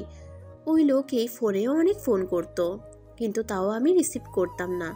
পরে না পেরে ব্লক করে দিয়েছিলাম, আর তার সাথে আমার যোগাযোগ হয়নি। 11 মাস মানে 1 বছর। এতদিন আগে তার সাথে তোমার ব্রেকআপ হয়েছে, তুমি শিওর? 7 মাস আগে তোমার সাথে তার কথা হয়নি? হ্যাঁ, এতে শিওর হওয়ার কি আছে? ঠিক আছে, আমি তোমাকে 2 ঘন্টার সময় দিচ্ছি, প্রাপ্তির আইডি যাতে ডিঅ্যাক্টিভেট হয়ে যায়। আর যদি আমার চোখে পড়ে তো জেলে ঘানি টানার জন্য প্রস্তুত থাকবে তুমি। বলেই গটগট করে ক্যাফের বাইরে চলে গেল সে। গাড়িতে উঠতেই একটা পিচ্ছি গ্লাসে টোকা মারে। ভাই, ফুল নেবেন? তাজা বেলি ফুলের মালাও আছে, ভাবিরে দিলেও খুশি হইয়া যাইবাই। সত্যি খুশি হবে তো? হ ভাইজান। দে তাহলে। মুচকি হাসি দিয়ে পিস্তিটাকে বলে, এই নেন 15 টাকা। তুই এটা রাখ, আজ ভালো করে খাবি, ঠিক আছে? এইটা তো 1000 টাকা। রাখতে বললাম তো। এই মালাটা খুব দামি লোকের জন্য নিচ্ছি। বলে চোখ টিপনি নিয়ে পিস্তিটাকে 1000 টাকার নোট ধরিয়ে দিয়ে শিকদার ভিলার দিকে রওনা দেয় অয়ন। আজ তার মন খুব ভালো। এতদিন প্রতারকটিকে সে ধরতে পেরেছে, তবে একটা সন্দেহ তার মনের মধ্যে ঘ্যাপটি মেরে আসে। আপনারা যদি এই নকল প্রাপ্তির সাথে 1 বছর আগ সরাসরি হয়ে থাকে, তবে 7 মাস আগে সেদিন কেন এতটা তাড়াহুড়ো করে গাড়ি নিয়ে বের হয়েছিল? অয়ন জানতো সেদিন প্রাপ্তির সাথে দেখা করতেই এতটা উত্তেজিত ছিল আবরার। না, এসবের ঝট আবরার ছাড়া কারোর পক্ষে সারানো সম্ভব নয়। ভাবতে ভাবতে একটা শাড়ির দোকানের সামনে দিয়ে যাচ্ছিল অয়ন। তৎক্ষণাৎ ব্রেক কষে সে। দোকানের পুতুলের গায়ে একটা কালো শাড়ি খুব ভালো করে চোখে পড়ে তার। বিয়ের এতদিন পরে প্রাপ্তির জন্য কিছুই কেনা হয়নি অয়নের। কি মনে কিসের গাড়িটা কিনে নেয় সে। রাত 9টা। প্রাপ্তি তখন রান্নাঘরে রাতের খাবার রান্না করছিল। হঠাৎ কেউ কোমর জড়িয়ে ধরলে আতঙ্কে উঠে সে। পিছনে ফিরতে দেখে অয়ন তাকে জড়িয়ে ধরে আছে। খানিকটা ধাক্কা দিয়ে বলে ওঠে, লজ্জা করে না আপনার? এভাবে আমাকে ধরার অধিকার কে দিয়েছে আপনাকে? প্রাপ্তি, এভাবে বলছো কেন? আমি অন্য কারোর স্ত্রী, ভুলে যাবেন না। আর কি জানি একবার বলেছিলেন, আমার মতো মেয়ে নগ্ন দাঁড়িয়ে থাকলেও আপনি নাকি ফিরে যাবেন না। তবে কেন আমার কাছে এসেছেন? প্রাপ্তি, আমি তোমাকে ভালোবাসি। আপনাদের ভালোবাসা খুব ভালো করে জানা আছে। লাগবে না আমার এরূপ ভালোবাসা যেখানে শুধু আমি অপমান পেয়েছি। আমি কতবার ক্ষমা চাইবো প্রাপ্তি? এই 2 সপ্তাহে কি আমার ভালোবাসা কোথাও বুঝতে পারোনি তুমি? এই দেখো, আমি তোমার জন্য এই শাড়ি আর এই মালাটা এনেছি, দেখো। কেন এসেছেন আমি বলেছিলাম? বলেই শাড়িটা আর মালাটা ছুঁড়ে ফেলল প্রাপ্তি। আর এক মুহূর্ত না দেরি করে নিজের রুমে দরজা লাগিয়ে বসে থাকে। চোখের পানি বাদ মানছে না। না চাইতেও কেন এ লোকটার দিকে মনটা ঘুরে। সে তো অন্য কারোর কেউ, কেন তবু এ লোকটার রং এ মনটা ভাঙতে চায়। প্রাপ্তি দোটানার বেড়া জালে আটকে আছে, যার থেকে মুক্তির রাস্তা তার কাছে নেই। হঠাৎ ঘরে চিৎকার চেঁচামেচি শুরু হয়ে যায়। লোকমান কাকা অয়ন বাবা বলে চিৎকার করেছেন। প্রাপ্তি 1 মিনিট দেরি না করে অয়নের রুমের দিকে রওনা হয়। সেখানে যা দেখতে পায় তাতে মুহূর্ত হাত পা জমে যায় তার। অয়ন তখন একটা ইজি চেয়ারে হেলান দিয়ে বসে রয়েছে। ডান হাত থেকে টুপ টুপ করে রক্ত পড়ছে। ইজি চেয়ারের পাশে কালচে রক্তগুলো জমাট বেঁধে রয়েছে। লোকমান কাকা 1 মুহূর্ত দেরি না করে ডাক্তারে ডেকে আনলেন।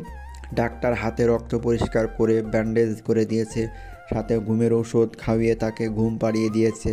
চলে যাওয়ার সময় যাতে ডান হাতে পানি না লাগে সেদিকে খেয়াল রাখতে বলেছে। অতিরিক্ত অ্যালকোহলের নেশায় ভাঙচুর করতে করতে হাতটা বাজেভাবে কেটে গেছে অয়নে। প্রাপ্তির এরূপ রূঢ় আচরণ যেন একদম মেনে নিতে পারেনি অয়ন। অয়নের এই 2টা দোষ, ওর রাগ আর জিদ, এই 2টার অন্ধ হয়ে জীবনের কত ভুল করেছে তার হিসেব হয়তো জানা নেই।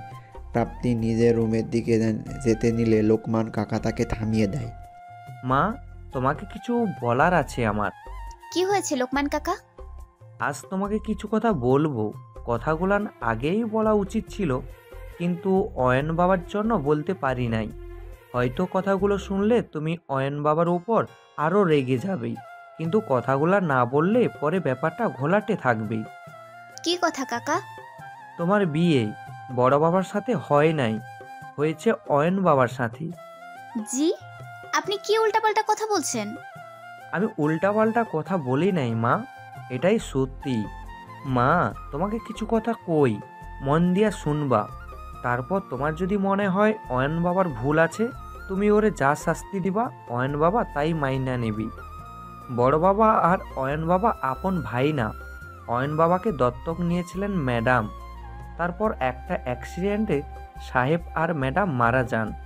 এরপর বড় ম্যাডাম মানে তোমাগো দাদি জানি আবরার বাবা, আবির বাবা আর অয়ন বাবাকে দেখাশোনা করেন, বড় করেন।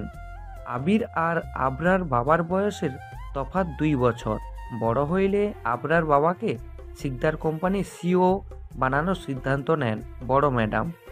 অয়ন বাবা পালিত বলে তারে কোনো দিন তাদের মধ্যে গুনতো না উনি। এই কারণে আবরার বাবাই অয়ন বাবার সব কিছু ছিল।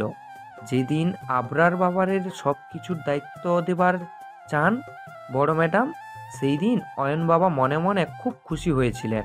কিন্তু এই খুশি টিকলো না। আবির বাবা হিংসার কারণে আবরার বাবার নানা রকম ক্ষতি করার কথা চিন্তা করেন। সেটা শাস্তি অবশ্য অয়ন বাবা তারে দিয়েছে। তারপর 7 মাস আগে আবরার বাবা একটা মাইয়ার সাথে দেখা করার জন্য গাড়ি নিয়ে বাইর হয়েছিল। তারপর আর কি, আবির বাবার কথায় একটা ট্রাক তার গাড়িরে একেবারে পিষে ফেলায়। তার ফলাফল তোমার সামনে। 6 মাস আবরার বাবা কোমায় ছিল। এত চিকিৎসা কোনো কাজে আসে না, এইগুলো শুধু বড় ম্যাডাম আর অয়ন বাবা জানতো। বড় ম্যাডাম সিদ্ধান্ত নেয় আবরার বাবার এই ঘটনা ধামাচাপা রাখবেন। তাই উনি অয়ন বাবাকে বিভিন্ন মেকআপের দ্বারা আবরার বাবার মতো সাজায়ে সবার সামনে আনেন। সবাইরে জানান আবরার বাবা শুধু মুখটা পুইড়া গেছে আর হাঁটতে পারছেন না, পরে ঠিক হইয়া যাবে। এবং এই নাটকটারে আরও বাড়াইতে আবরার বাবার বিয়ে ঘোষণা দেয়। এই নিয়ে অয়ন বাবা আর বড় ম্যাডামের অনেক কথা কাটাকাটি হয়। নিজেদের সব সম্পত্তি আর উত্তরাধিকারীর ভালোর জন্য অয়ন বাবারে ঢাল বানাইয়ে রাখে বড় ম্যাডাম। বিয়ে করবে অয়ন বাবা, এমনকি বিয়ের পর বাচ্চাটাও তারই হবে। কিন্তু সবাই জানবে আবরার বাবার বিয়ে হয়েছে, বাচ্চাটাও তার। তোমার সামনে আবরার বাবা যতবার দাঁড়াইছে সেটা অয়ন বাবা ছিল। জানি বিশ্বাস করতে তোমার একটু কষ্ট হচ্ছে, কিন্তু এটা সত্যি। আর আবরার বাবা যখন ভালো হয়ে যাবে তখন একটা ডিভোর্সের একটা নাটক করত। এই কারণেই ছোট পরিবারের একটা মেয়ে খুঁজে বাইর করতে অয়ন বাবাকে আদেশ দিয়েছিলেন। অয়ন বাবা বাধ্য হয়েছে এইগুলা করতে। তবে ওর দোষ ছিল, নিজের জিদের বসে তোমারে ওই গোলক ধাঁধায় রাখছিল। ও ভাবছিল তুমি টাকার লোভে হয়ে তারে বিয়ে করছিলা। ও ছোটবেলা থেকে ভালোবাসার জন্য ছেলেটা ক্ষুধার্ত ছিল। সে চাইছিল তুমি যাতে তারে ভালোবাসো, তার সাথে বিয়া হয়েছে, বা তার টাকার জন্য তার কাছে যাতে তুমি না থাকো। আমি জানি এতদিন এই ব্যাপারগুলো তোমার কাছে লুকায়ে কামটা ভালা করে নাই অয়ন বাবা, কিন্তু বড় ম্যাডামের কথার উপর কথা বলার সাহস বা অধিকার কিছুই নাই তার। এখন তুমি একটু ভাইবে দেখো তুমি কি করবা। লোকমান কাকা কতগুলো বলে রুমের বাইরে চলে গেল। প্রাপ্তি ঠাই দাঁড়িয়ে আছে, তার চোখের পানি যেন থামতেই চাচ্ছে না। অয়নের সেই কাজগুলো করার কি দরকার ছিল? তাহলে দুজনকেই এতটা কষ্ট পেতে হতো না। আজ হয়তো তাদের একটা সুখের সংসার থাকতো। একদিকে ভালোই হয়েছে, এতদিনের দোটানার অবসান ঘটলো। মনটা হয়তো এ কারণেই এই মানুষটার দিকে ঘুরতো। এই মানুষটার কথা সারাক্ষণ ভাবতে চাইতেও বেহায়া মনটা শুধু সম্পর্কের মার প্যাঁচ নিজেকে সিটিয়ে রাখতো প্রাপ্তি। আজ এই ধোঁয়াশা পরিষ্কার হয়ে গেছে, কিন্তু এত সহজে এই লোকটার ক্ষমা করে দিলে তো হবে না, শাস্তি তো পেতেই হবে। প্রাপ্তি মনে মনে ফোন দিয়ে আটে কীভাবে অয়নকে শাস্তি দেওয়া যায়। এখন শুধু সকালের অপেক্ষা। সকাল 9টা, মুখে পানি ছিটা পড়তেই ঘুম ভেঙে যায় অয়নের। পিটপিট করে চোখ খুলতেই দেখে কালো শাড়ি পরে এক নারী দাঁড়িয়ে আছে আয়নার সামনে। এই শাড়িটি কাল রাতে কিনে এনেছিল অয়ন। খুব নিপুণ করে চুল মুছছে সে। সকালের শুভ্রতা যেন নারীটির প্রতিটি কোণায় জড়িত। নারীটি আর কেউ নয়, তার মায়াবতী, তার প্রাপ্তি। প্রথমে মনে হয়েছিল এটা হয়তো কল্পনা, ঘুমের ঔষধ আর অ্যালকোহলের ঘোরে মিষ্টি স্বপ্ন দেখেছে সে। সবচেয়ে আকর্ষণীয় লাগছে ঘাড়ের গাঢ় কালো তিলটি, খুব ছুঁয়ে দিতে মন চাইছিল। পরক্ষণে রাতের ঘটনাগুলো মনে পড়তে মনটা ছোট হয়ে গেল। চোখ কষলে সামনে তাকালে দেখতে পায় রাগী চোখে চোখে প্রাপ্তির। তার দিকে তাকিয়ে রয়েছে জিজ্ঞাসা। চোখ তাকাতেই বলে ওঠে, কি ভেবেছিলেন সুইসাইডের নাটক করলে আমি পটে যাব? তুমি কল্পনা নাও। কল্পনা হতে যাব কেন? সশরীরে দাঁড়িয়ে আছি। সকাল সকাল নেশা করেছেন নাকি? উঠুন উঠুন, বেলা হয়ে এসেছে। নবাব এখনো ভুসভুস করে ঘুমাচ্ছে। আমার ক্ষুধা লেগেছে। ফ্রেশ হয়ে নিচে আসুন, খাবার রেডি। প্রাপ্তি, তোমাকে কিছু বলবো। আমি কিছু শুনবো না, এখনই ফ্রেশ হয়ে নিচে নামেন। বলে নিচে চলে আসে প্রাপ্তি। পিছনে ঘুরে তাকালে হয়তো অয়ন হতবাক চেহারাটা চোখে পড়তো। খুব হাসি পাচ্ছে তার। ওপর দিকে প্রাপ্তির বদলে যাওয়া অয়নের মনে শত প্রশ্নের আরবি ভাব ঘটাচ্ছে। ফ্রেশ হয়ে নিচে যেতেই চক্ষু চোরাক গাছ, আজ সকালের নাস্তা সব অয়নের পছন্দের। লোকমান কাকার দিকে চোখ পড়তেই তিনি তার সূচক মাথা নাড়লেন। তার মানে প্রাপ্তি এসব রান্না করেছে। মা মারা যাওয়ার পর থেকে লোকমান কাকা ছাড়া অয়নের পছন্দ কেউ খেয়াল করেনি। কি হলো, দাঁড়িয়ে আছেন কেন? এগুলো তুমি করেছো? না, আসমান থেকে ডেলিভারি এসেছে। সোজা কথার সোজা উত্তর দিতে কি হয় তোমার? কিছুই হয় না, বসুন, বেড়ে দিচ্ছি। আজ বহুদিন পর তৃপ্তি করে খাবার খেয়েছে অয়ন।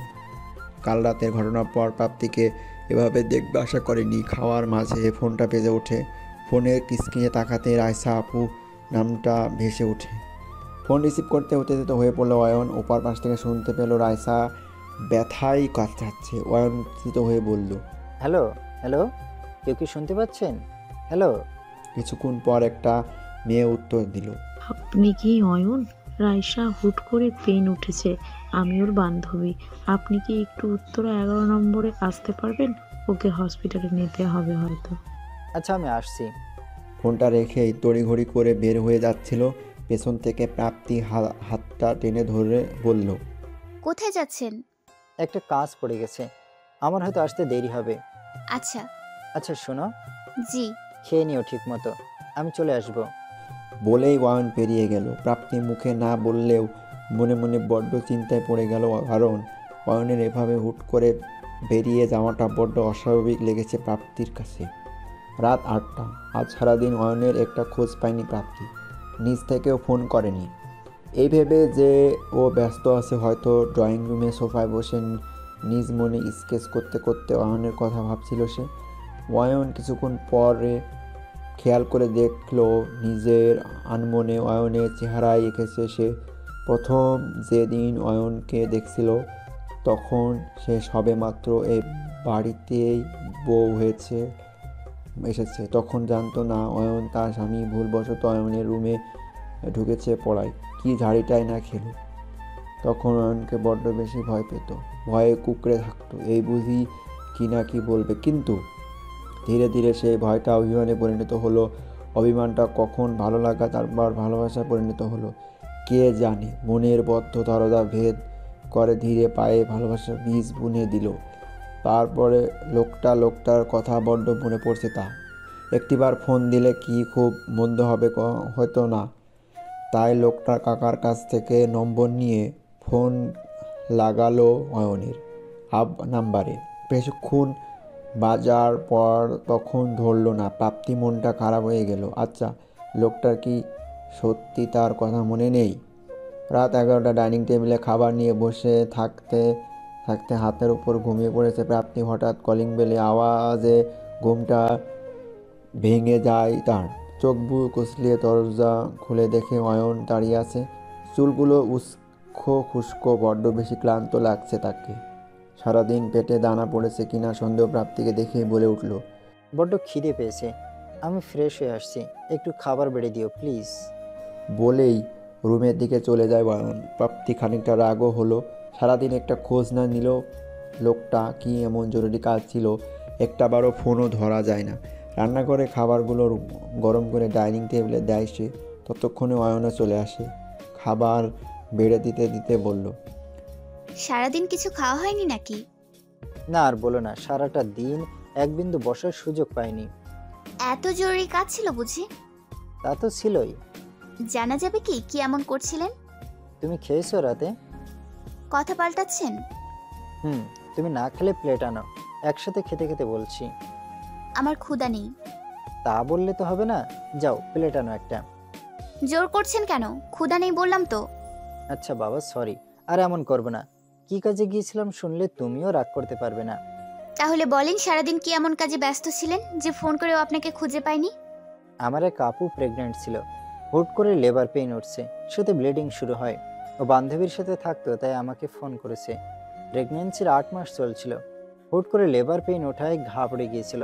তারপর হাসপাতালে নিয়ে গেলাম। কমপ্লিকেশন ছিল অনেক। ডক্টর ভেবেছিল বাচ্চাটাকে বাঁচানো যাবে না, কিন্তু আলহামদুলিল্লাহ ছেলে হয়েছে। এখন আপুকে রুমে দিয়েছে। বাচ্চাটাকে প্রিমেচিউরিটির জন্য আইসিইউতে রাখা হয়েছে।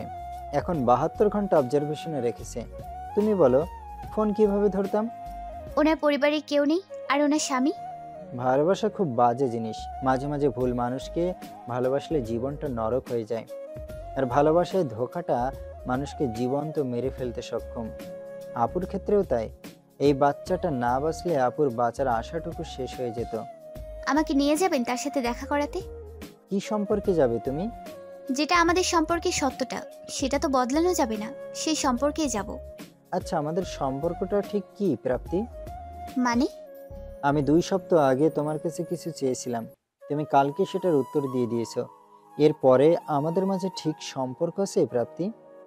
আমাকে সত্যিটা বলে দিলে হয়তো আমি এত কঠোর হতাম না। আপনার কি মনে হয় না কোনো সম্পর্কের ভিত্তি হয় সেই সম্পর্কের সত্যতা? আমাদের সম্পর্কটা একটা মিথ্যা জালে জড়িত ছিল। আমি এতদিন আপনাকে একজন পরপুরুষ ভাবতাম।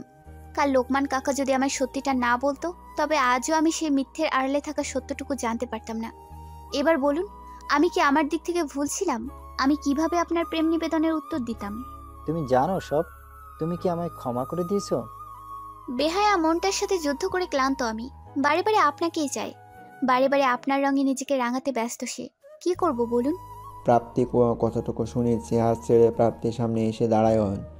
হাঁটু গেড়ে নিচে বসে প্রাপ্তির হাত দুটো নিজের হাতে মুঠো নিয়ে এসে চোখে তার সুখের অশ্রুধারা এ যেন জানান দিচ্ছে তার ভালোবাসা জিতে গেছে, আজ সে পরাজিত নয়। প্রাপ্তি চোখে চোখ রেখে বলে, আমায় ক্ষমা করে দাও প্রাপ্তি। তোমায় অনেক কষ্ট দিয়ে ফেলেছি, তাই না? বিশ্বাস করো, ভরসা পাইনি। পরিস্থিতি আমাকে একটা গোলকধাঁধায় ফেলে দিয়েছিল। আজ আমার সামনে সব যেন পানির মতো পরিষ্কার। এই অয়নটা খুব খারাপ, খুব বেশি কষ্ট দিয়ে ফেলেছে তোমায়। কথা দিচ্ছি আর দেবে না। আমার মায়াবতীকে সব বিপদ থেকে বাঁচিয়ে রাখবো। দেখো, কোনো কষ্টের ছিটা তোমার গায়ে লাগতে দেব না।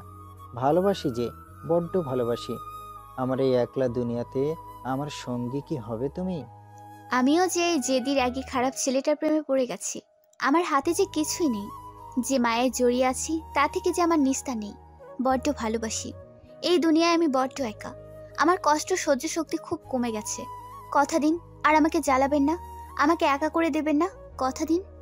কথা দিলাম মায়াবতী, আমি তোমাকে পৃথিবীর সব সুখ এনে দিব। আমাকে তুমি পরিবারের সুখটা কি দিবে?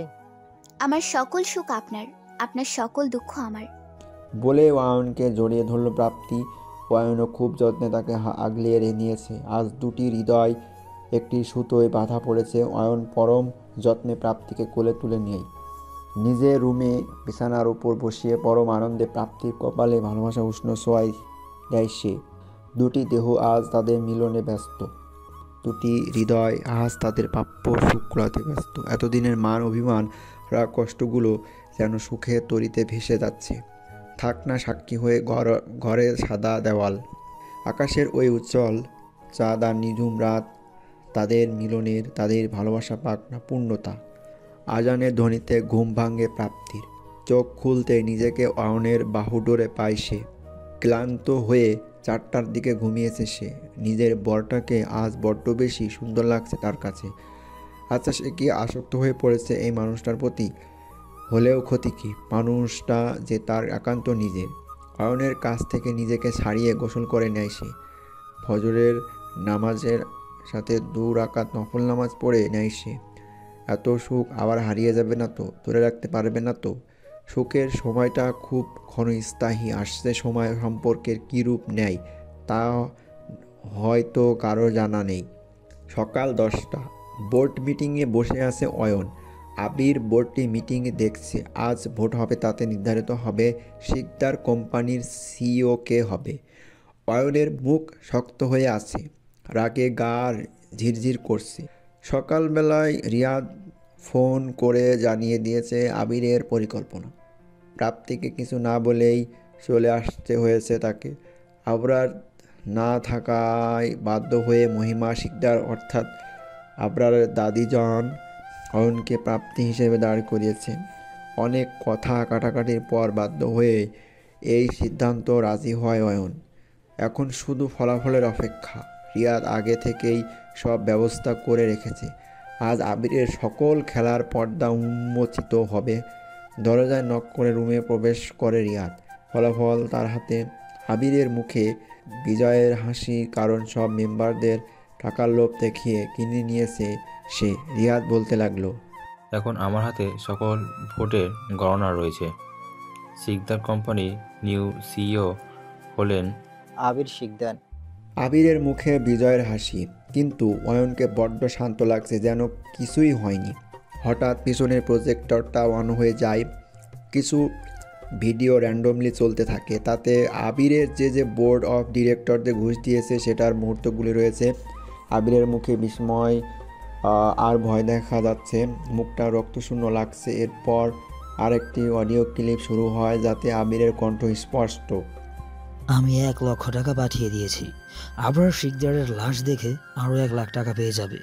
আবিরের যেন কিছুই মাথায় আসছে না, এগুলো এতটা সুন্দর করে কিভাবে জোগাড় করলো অয়ন। এরপর কিছু ভিডিও অন হয় যাতে স্পষ্ট সেকেন্দার কোম্পানির গুরুত্বপূর্ণ ডকুমেন্টস প্রতিদ্বন্দ্বী কোম্পানির কাছে বেচে দিচ্ছে আবির। এসব ভিডিও দেখে আবির ধপ করে চেয়ারে বসে পড়ে। অয়ন রিয়াদকে ইশারা দিলে পুলিশরা রুমে ঢুকে। হাতে হ্যান্ডকাপ পরিয়ে আবিরকে নিয়ে যাওয়ার সময় অয়নকে ডেকে বলে, আবির ভাই, তুমি যদি চলো ডালে ডালে, আমি চলি শিরায় শিরায়। তাই তোমার এই বানানো খেলাটা শেষ অনেক আগেই করতে পারতাম, কিন্তু আমি দেখতে চাচ্ছিলাম তুমি কতটা নিচে নামতে পারো। এখন জেলের খানি টানো। কথাটা শেষ হবার পর আবিরকে নিয়ে যায় জেলে। অয়ন আবার বোর্ড অফ ডিরেক্টরদের সোজা ভাষায় বলে দেয়, এখন আপনাদের সিইও জেলে। এবার ডিসাইড করেন আমাকে কি সিইও হিসেবে মেনে নেবেন, নাকি জালিয়াতির জন্য আপনাদেরও জেলে পড়তে হবে। বড় একটি নিঃশ্বাস ছেড়ে হাসপাতালের দিকে রওনা দেয় অয়ন। আবির নামক ঝামেলাটি এতদিন পর একেবারে ঝেড়ে ফেলতে সক্ষম হয়েছে সে। এখন হয়তো তাদের জীবনে কোনো বাধা আসবে না, কিন্তু আবরার সেদিন কোনো বের হয়েছিল এটা জানাটা খুব দরকার। আবার রাইসার জীবনও নতুন করে সাজানোটা জরুরি। হাসপাতালে ডাক্তারের সাথে দেখা করতে যাওয়ার পর জানতে পারে বাচ্চাটার অবস্থা এখন স্টেবল। ডাক্তারের সাথে কথা বলে আইসিইউতে যায় অয়ন। বাচ্চাটি যে এত সুন্দর দেখে মনে হচ্ছে একটা শিউলি ফুলের গোছা। ধবধবে সাদা বাচ্চাটি ছোটো ছোটো চোখগুলো যেন এক অদৃশ্য মায়া জড়িয়ে নিচ্ছে অয়নকে। আচ্ছা, ওই এর প্রাপ্তির জীবনেও কি এরূপ সুখ আসবে না? কেন? অবশ্যই আসবে। আল্লাহ যদি তাদের এক সুতোয় বাঁধতে পারে, তবে এই সুখটিও অয়নের ভাগ্য কি ঠিক লিখবেন। একদিন হুট করে হয়তো জানতে পারবে প্রাপ্তি আর ভালোবাসা প্রাপ্তির ভিতরে ধীরে ধীরে বাড়ছে। প্রাপ্তি যত্নে কোনো কমতি রাখবে না আসি। দিন শেষে মেয়েটাকে সুখের টুকরি সপে দিবে সে।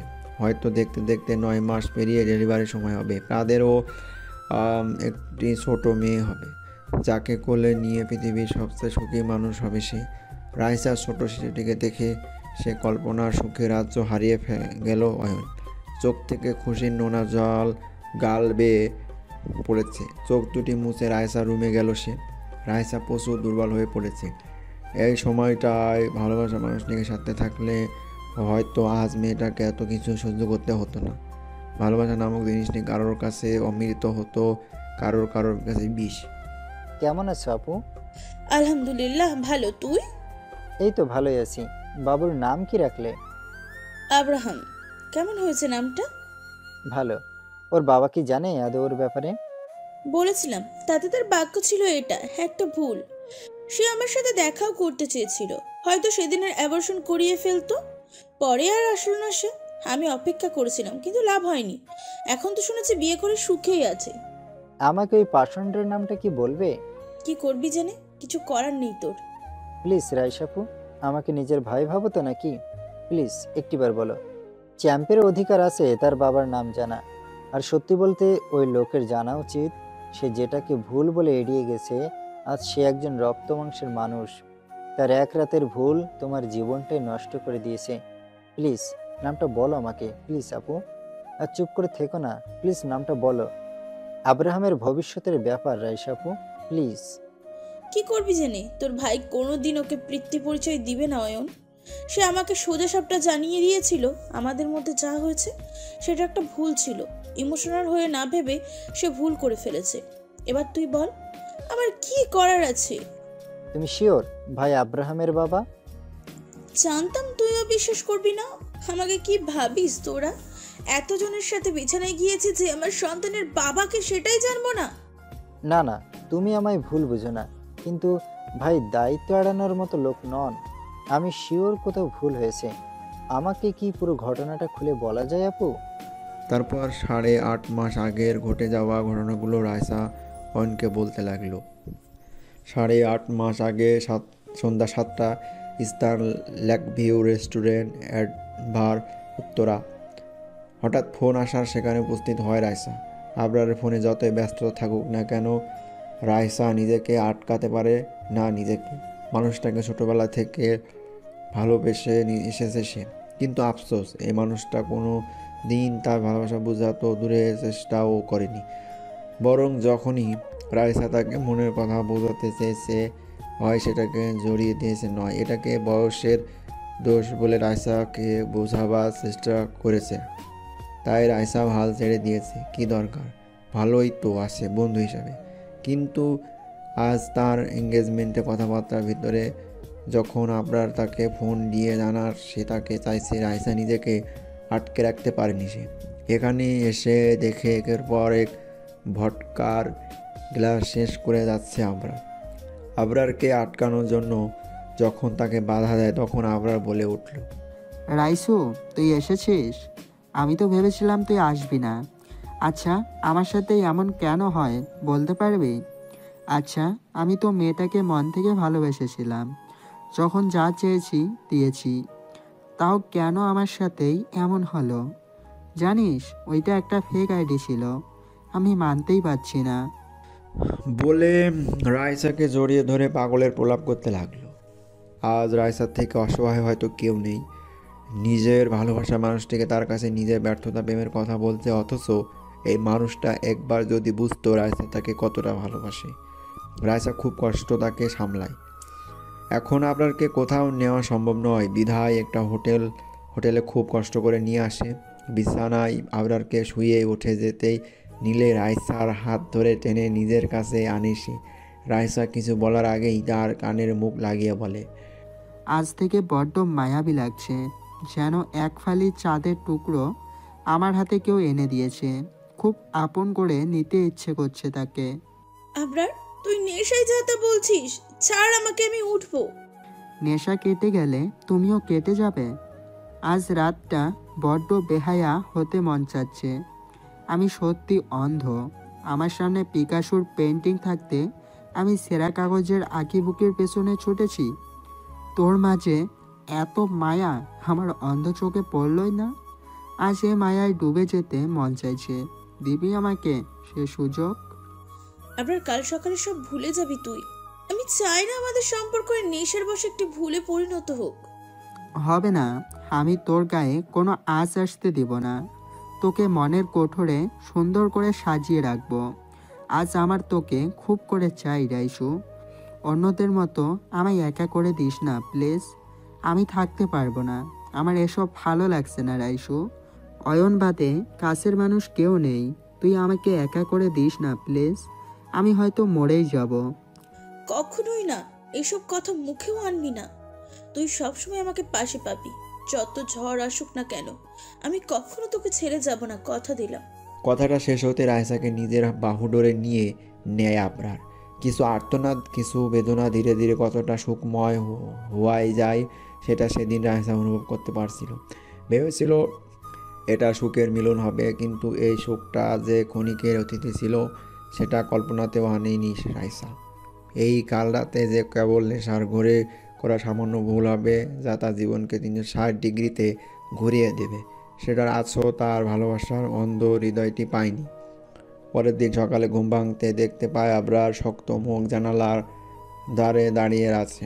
ছাদটা পেঁচিয়ে দাঁড়াতেই যা শুনলো তাতে মাটির নিচে জমি খসে পড়ে রাইসার। আবরার এমন কিছু বলবে তা কল্পনাতেও আনেনি। আবরার তখন রাইসার দিকে ফিরে বলে ওঠে, সকাল হয়ে গেছে। কাল রাতে এই হোটেল রুমে কি হয়েছে এটা এখানে দাফন হয়ে থাকবে, তাই তোর সম্মানের কোনো হানি হবে না, কথা দিচ্ছি। চল কিছু খেয়ে তোকে বাড়ি পৌঁছিয়ে দিই। বলে রুম থেকে বেরিয়ে গেল আবরার। মুহূর্তে সবগুলো যেন দুমড়ে মুচড়ে ছারখার হয়ে গেল। কাল রাতে সব কিছু একটা স্বপ্ন ছিল, যেন একটা মিষ্টি স্বপ্ন যা ভোরের তীব্র আলোতে ঝলতে গেছে। মুখের চাপা কষ্ট, আর্তনাদ, নোনতা জলের চুপে চোখের ধার দিয়ে বেরিয়ে পড়েছে। এখন যদি মরে যেতে পারত সত্যি হয়তো ভালো হতো। এই নিষ্ঠুর বাস্তবতাকে মেনে নিতে হতো না। কি দিয়েছে এই সো কোল্ড ভালোবাসা তাকে কষ্টের একটা পাহাড় যা সারাটা জীবন বয়ে বেড়াতে হবেই তো। দোষ যে তার, মেয়াদের এই দোষ, ভালোবাসার দোষ, বিশ্বাস করলে দোষ। আজ একটা মেয়ে নিশায় ভূত হয় এমনটা করে সকালবেলা বলতো আজ যাই হোক, ইটস জাস্ট এ মিস্টেক, তবে এই সমাজ তাকে নষ্ট বলতো। আবার এখন তাকেও সমাজ নষ্টই বলবে। অথচ তার বিশ্বাস ভালোবাসা কি কোনো খোঁজ ছিল? হয়তো ছিল, হয়তো সে অপাত্রে দান করেছে তার ভালোবাসা, তাতে বাস্তবতা পাল্টাবে না। এটা ইটস জাস্ট এ মিস্টেকই থাকবে। রাইসা চোখ মুছে উঠে দাঁড়ায়, গোসল করে লবিতে যায়। আবরার খাওয়া কথা বললেও সে কোনো কথা ছাড়াই সেখান থেকে বেরিয়ে যায়। এভাবে সময় কাটতে থাকে। আবরার ফোন করলেও রাইসা তার সাথে কোনো যোগাযোগ রাখে না। এর মাঝে 1.5 মাস কেটে যায়। রাইসার বিয়ের ডেট ফিক্সড হয়ে যাওয়ার পর হুট করে শরীর খারাপ হতে লাগে তার। বিভিন্ন পরীক্ষা করার পর জানতে পারে সে একা নয়, একটা ছোট্ট অংশ তার মাঝে বড় হচ্ছে। ওই সময় হিতাহিত জ্ঞানটুকু হারিয়ে ফেলে রাইসা। উত্তেজিত হয়ে ফোন দিয়ে বসে আবরারকে। বাহ, এতদিন পর কি মনে করে ফোন দিলি? শুনলাম বিয়ে করছিস, বিয়ের দাওয়াত দিবি নাকি? আবার আই এম প্রেগনেন্ট, চারুক চলে, আমি কি করব বুঝছি না। তুই প্লিজ খাসনি, লাইক সিরিয়াসলি? কিছুদিনের মধ্যে আমাকে দাদিজান শিকদার কোম্পানির উত্তরাধিকার ঘোষণা করবেন। এখন এই স্কটল্যান্ডের কথা জানতে পারলে বুঝতেছিস কি হবে? আমরা এটা তোরও, আমার একার নয়। এটা একটা ভুল ছিল রাইসা, এক রাতের আবেগ ছিল। এখন তুই নিজে ভেবে দেখ, তুই কি রেডি এই বেবির জন্য, নাকি আমি রেডি? আমাদের মধ্যে ভালোবাসাটুকুও নেই। দায়িত্বের বোঝা কাঁধে নিয়ে একটা সমঝোতার সম্পর্ক বয়ে নেওয়া কতটা কঠিন। You have no idea. বেশ, আমাদের নিয়ে চিন্তা করতে হবে না। রাইসু, আমার কথা শোনো, এখন ইমোশনাল হওয়ার সময় না। বুঝা ট্রাই করো প্লিজ। যা বোঝার বোঝা হয়ে গেছে, তুই ভালো থাকিস। আচ্ছা বেশ, আমরা দেখা করি, তারপর ডিসিশন নেই। প্লিজ মাথা খারাপ করে কোনো কাজ করিস না। বেশ, যেটা ভালো মনে করবি। আমি 300 ফিটের দিকে আসছি, তুই ওখানে ওয়েট করিস। এটাই আবরারের আর রাইসার শেষ কথোপকথন ছিল। এরপর রাইসা পুরো 6 ঘন্টা ওই জায়গা অপেক্ষা করছিল। দুপুর গড়িয়ে যখন সন্ধ্যা নামলো, রাইসার মাঝে বেঁচে থাকা আশাগুলো অস্ত সূর্যের ন্যায় ডুবে গেল। তারপরে ঘটনা তো কারোর অজানা নয়। রাইসার মুখে সব কাহিনী শুনে স্তব্ধ হয়ে রইল অয়ন। দায়িত্ব পালন করার ভয়ে আজ নিজের সন্তানকে অস্বীকার করেছে আব্রাহাম, তার নিজের ছেলে, অথচ সে জানেই না এখন এই ভাঙ্গা পরিবারটাকে জোড়া লাগাতে হবে। এটা যে নিতান্ত জরুরি, তাই এক মুহূর্ত না ভেবে রাইসাকে ঠান্ডা মাথায় আবরারের অ্যাক্সিডেন্ট এবং বিয়ে সম্পর্কিত সত্যিটা বলে দিল অয়ন। সব শুনে রাইসা কিছুক্ষণ চুপ করে বলল, তোর দাদিজান তোকে কোনোদিন মেনে নেয়নি, আমাকে মানবে কিভাবে ভাবলি? আর আবরার সুস্থ হবার পর আব্রাহামকে পিতৃ পরিচয় দেবে, এটার গ্যারান্টি? থাক না, ভালো আছি তো, আমরা 2 মা ছেলে। আর সত্যি বলতে আমি এই উত্তরাধিকারীর বাজে খেলায় আমার ছেলেকে জড়াতে চাই না। তুই আমার থেকে মহিমা শিকদারকে ভালো করে চিনিস, আমি আপনার দয়া চাই না। ভাই সামনের মাসে ফিরবে, ওর তোমাকে দরকার, কেন বুঝছো না? যেদিন ও সেটা প্রমাণ দিতে পারবে সেদিন আমি বিশ্বাস করব, আর এই নিয়ে কথা বলতে চাচ্ছি না। অয়ন আর কোনো কথা না বাড়িয়ে বাড়ি চলে যায়। এই ছোট্ট বাচ্চাটাকে তার পুরো পরিবার কিভাবে দেওয়া যায়, এই চিন্তায় ব্যস্ত হয়ে পড়ল সে। 2 মাস পর সকাল সকাল ঘুম থেকে উঠেই বমি করেছে প্রাপ্তি। শরীরটা 2-3 ভালো যাচ্ছে না, ডাক্তার দেখাতে পারলে ভালো হতো। কিছু খেতে ইচ্ছে করছে না, মাসিক মিস হচ্ছে, কাউকে যে বলবে সেই সুযোগটুকু নেই। অয়ন কোম্পানি নিয়ে ব্যস্ত, উপর থেকে আমরা সুস্থতা পথে দেশে ফিরে আসবে এই সপ্তাহে। এদিকে রাইসা আর আব্রাহামকে মিল সামলাতে হচ্ছে। প্রাপ্তির দিকে তার নজরই কই, এই নিয়ে খুব রাগ হয়, কিন্তু এই লোকটার প্রতি রাগ করার উপায় নেই।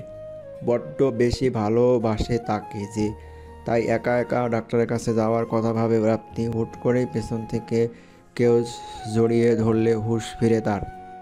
কি ভাবছো? আমাকে নিয়ে ভাবার সময় আছে আপনার? তোমাকে নিয়েই তো ভাবি, আর কি নিয়ে ভাববো বলো? 10টা না 5টা না, একটা মাত্র বউ। তাই বুঝি আজকে অফিস যাবেন না?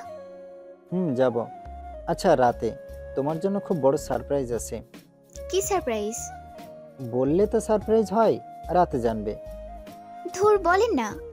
হুম, চলো খেতে চলো, আমি রেডি হয়ে নেই। এই বলে অয়ন ফ্রেশ হতে চলে গেল। প্রাপ্তি ভেবে ভেবে ভেবে চুল ছেঁড়া হাল। খাওয়া দাওয়া শেষে অয়ন বেরিয়ে পড়ে আর প্রাপ্তিও ডাক্তারের কাছে চলে যায়। দুপুর 2টা। রিপোর্ট হাতে বসে রয়েছে প্রাপ্তি। আজ সে একা নয়, তার ভেতরে তার আর অয়নের ভালোবাসা বড় হচ্ছে।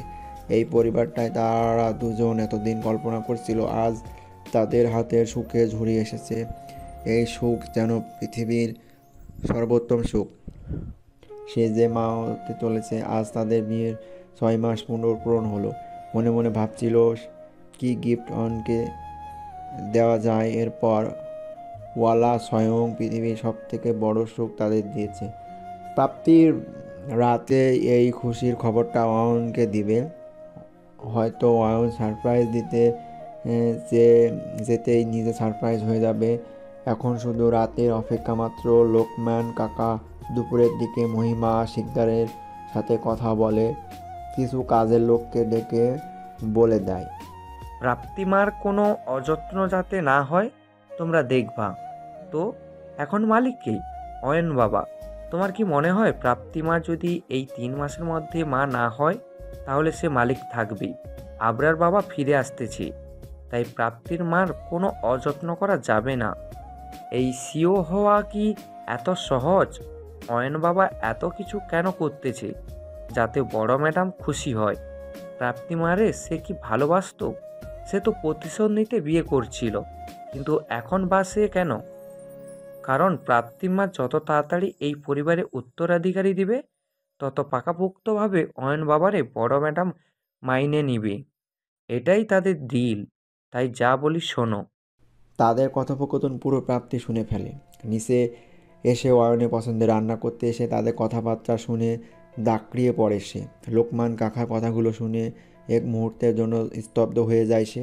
তাহলে কি এই কয়েক মাসের সুখ নিছক ছলনা ছিল? ও শুধু উত্তরাধিকার পাওয়ার মাধ্যমে কেবল অয়নের কাছে? না, এটা সম্ভব নয়।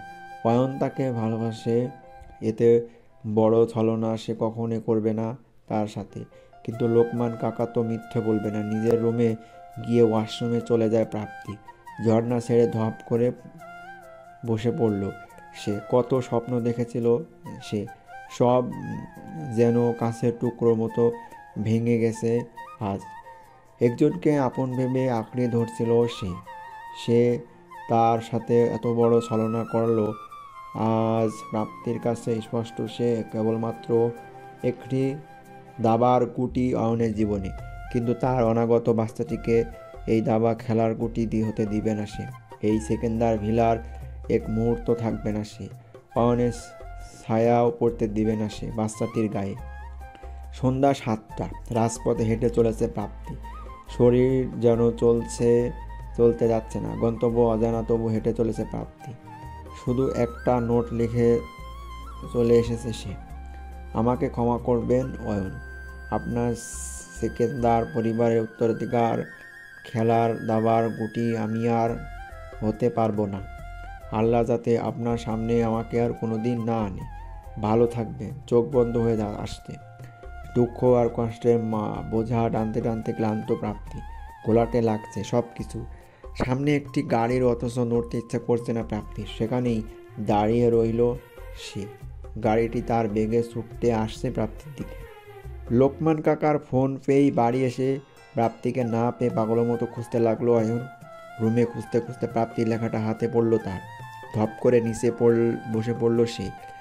এই একটা ভয় কুড়ে কুড়ে খাচ্ছিল তাকে। তাহলে কি প্রাপ্তিকে হারিয়ে ফেললো সে? পাগলের মতো চিৎকার করে কাঁদতে লাগলো। সে যে পারবে না প্রাপ্তিকে ছাড়া থাকতে। এর মধ্যে রিয়াদের ফোন আসে অয়নের কাছে। ফোন ধরতেই, স্যার, একটা লাশ পাওয়া গেছে।